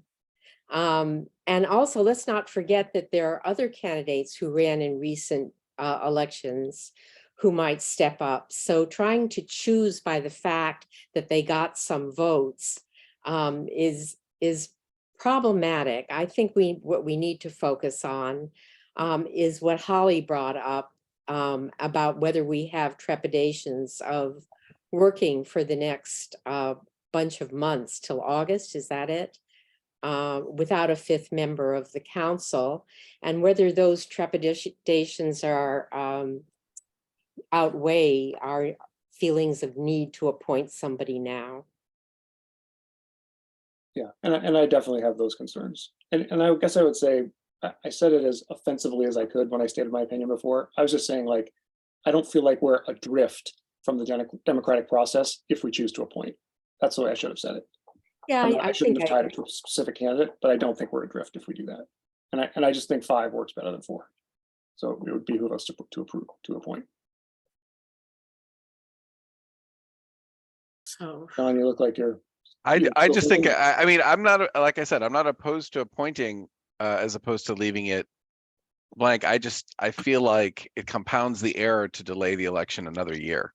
I think if we need to appoint someone because we don't want to function for, it really is, I guess, 7 months. And they would only join us in probably 60 days. So it would be 5 months that we would be covering with an appointment before the end of August. I suppose we could do that if you guys want to go through that process. But I do think that I disagree with the idea that you give them an advantage. This is something that I believe Councilmember Thier said, that you give them an advantage by appointing them and then having an election in August, but you don't give them an advantage by giving them another year. It seems to me that just makes it more of an advantage in terms of the next election through appointment rather than through election. My North Star on this stuff is to have an election as soon as possible. And whether or not we appoint an interim person before that election or not, I'm open to what you guys think, but I wouldn't want to wait a year and a half or really almost 2 years before we have a democratically elected council member. So August really is the nearest possible election date? Yeah. So I wanted to follow up on something Councilmember Wellner said. So I believe it gives an incredible advantage to someone who we appoint and then they run. And they already get to run as an appointed incumbent. They're on the council for 5 months or 4 months, but that does give a huge advantage in an August election. So, you know, that's a big deal. I think, I don't think it's an undemocratic process. You know, I was appointed, you were appointed. And then ran within a year.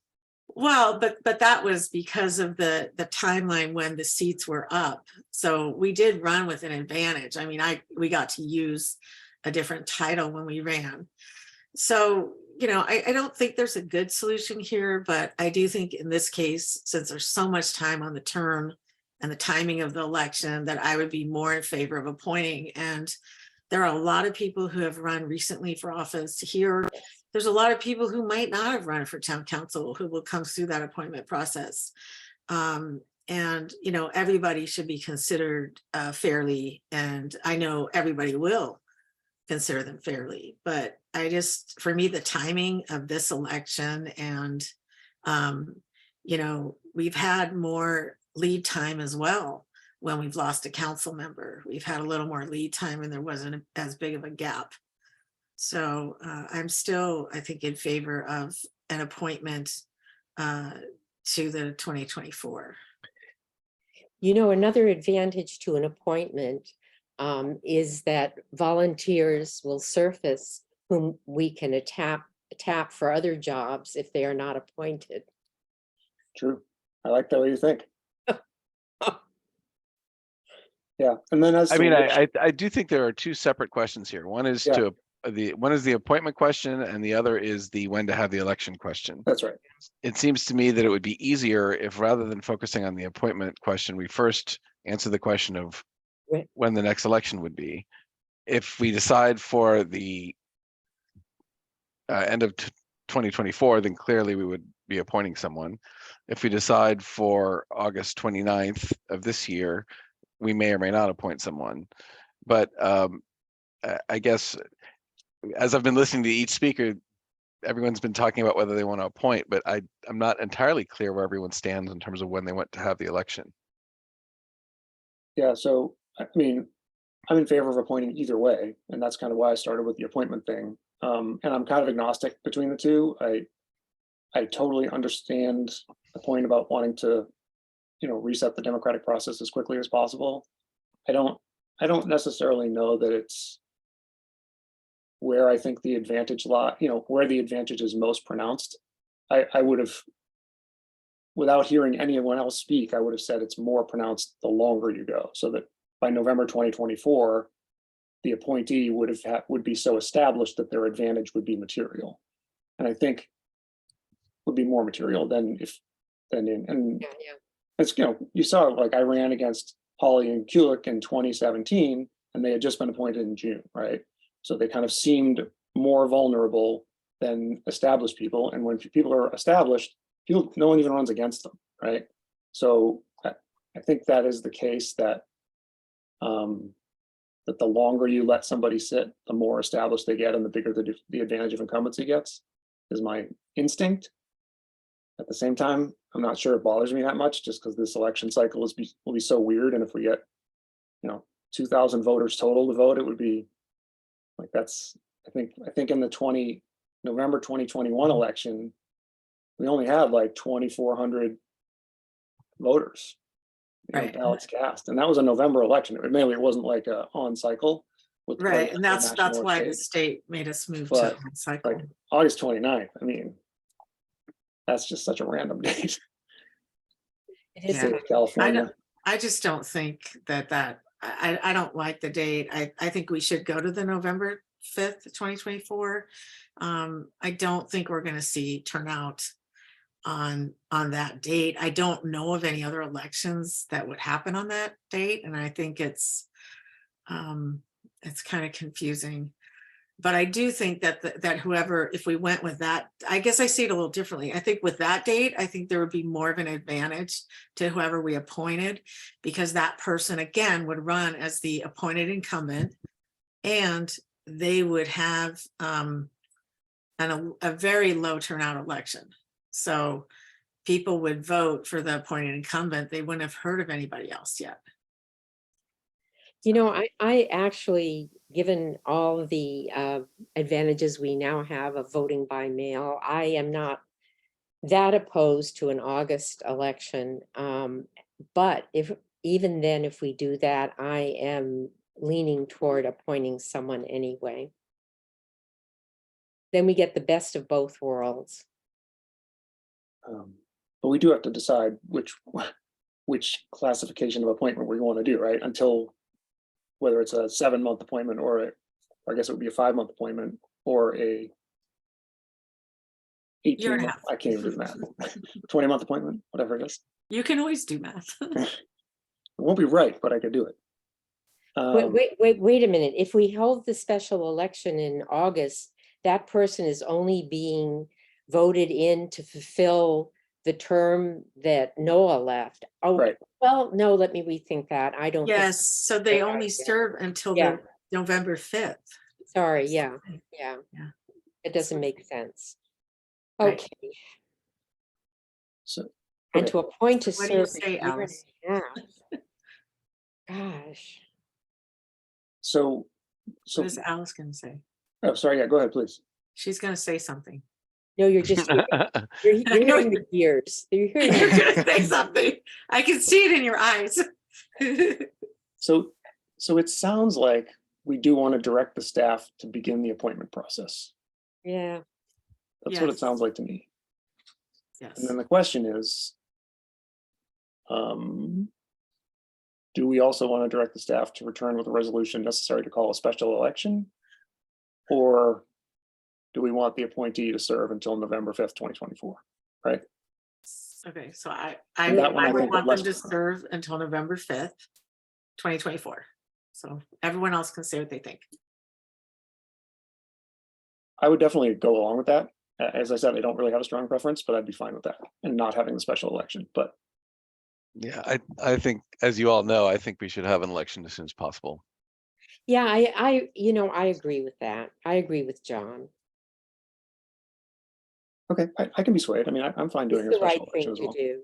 See, this is why we need the 5th person. We went 2-2 right. again. Well, but then one of the twos turned into a 3. Yeah. Well, it kind of turned into a 3, but Yeah, all right, no, I might give you a 4, John Wilner. That would be in the tradition of consensus. I on will the give you a council. 4, yes. And then, so do we need to vote on this, or is it just provide direction and we have come to a consensus that this is the direction? Do you want to tell us, Ben? Yes, direction right now that you want to have a special election, to bring back the resolution for a special election on August 29th. And I am unclear whether there's also direction to start an applicant process for the interim 5 months. Yes, I believe that's true. That wasn't clear to me at all. So yeah, we just need to clear that up.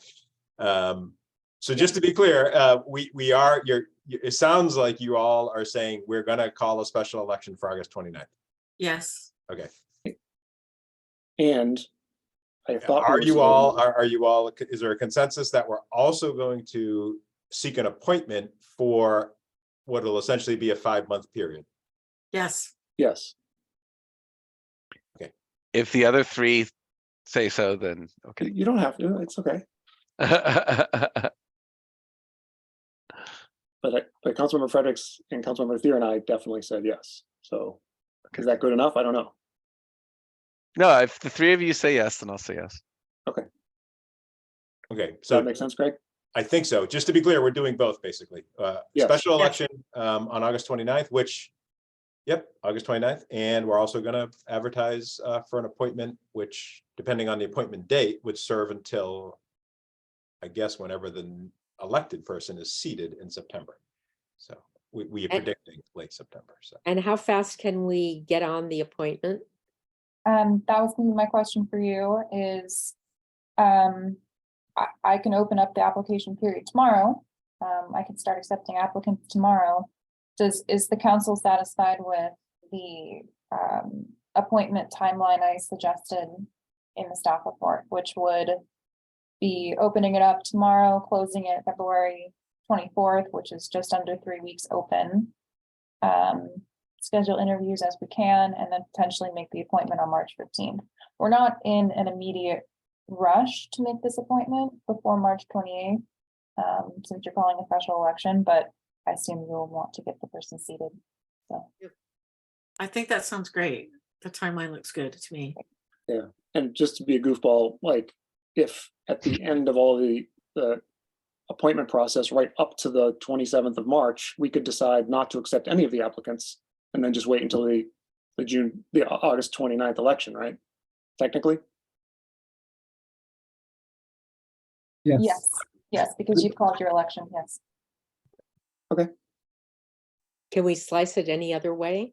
That would just be mean to have everyone apply and then pick no one. Yeah.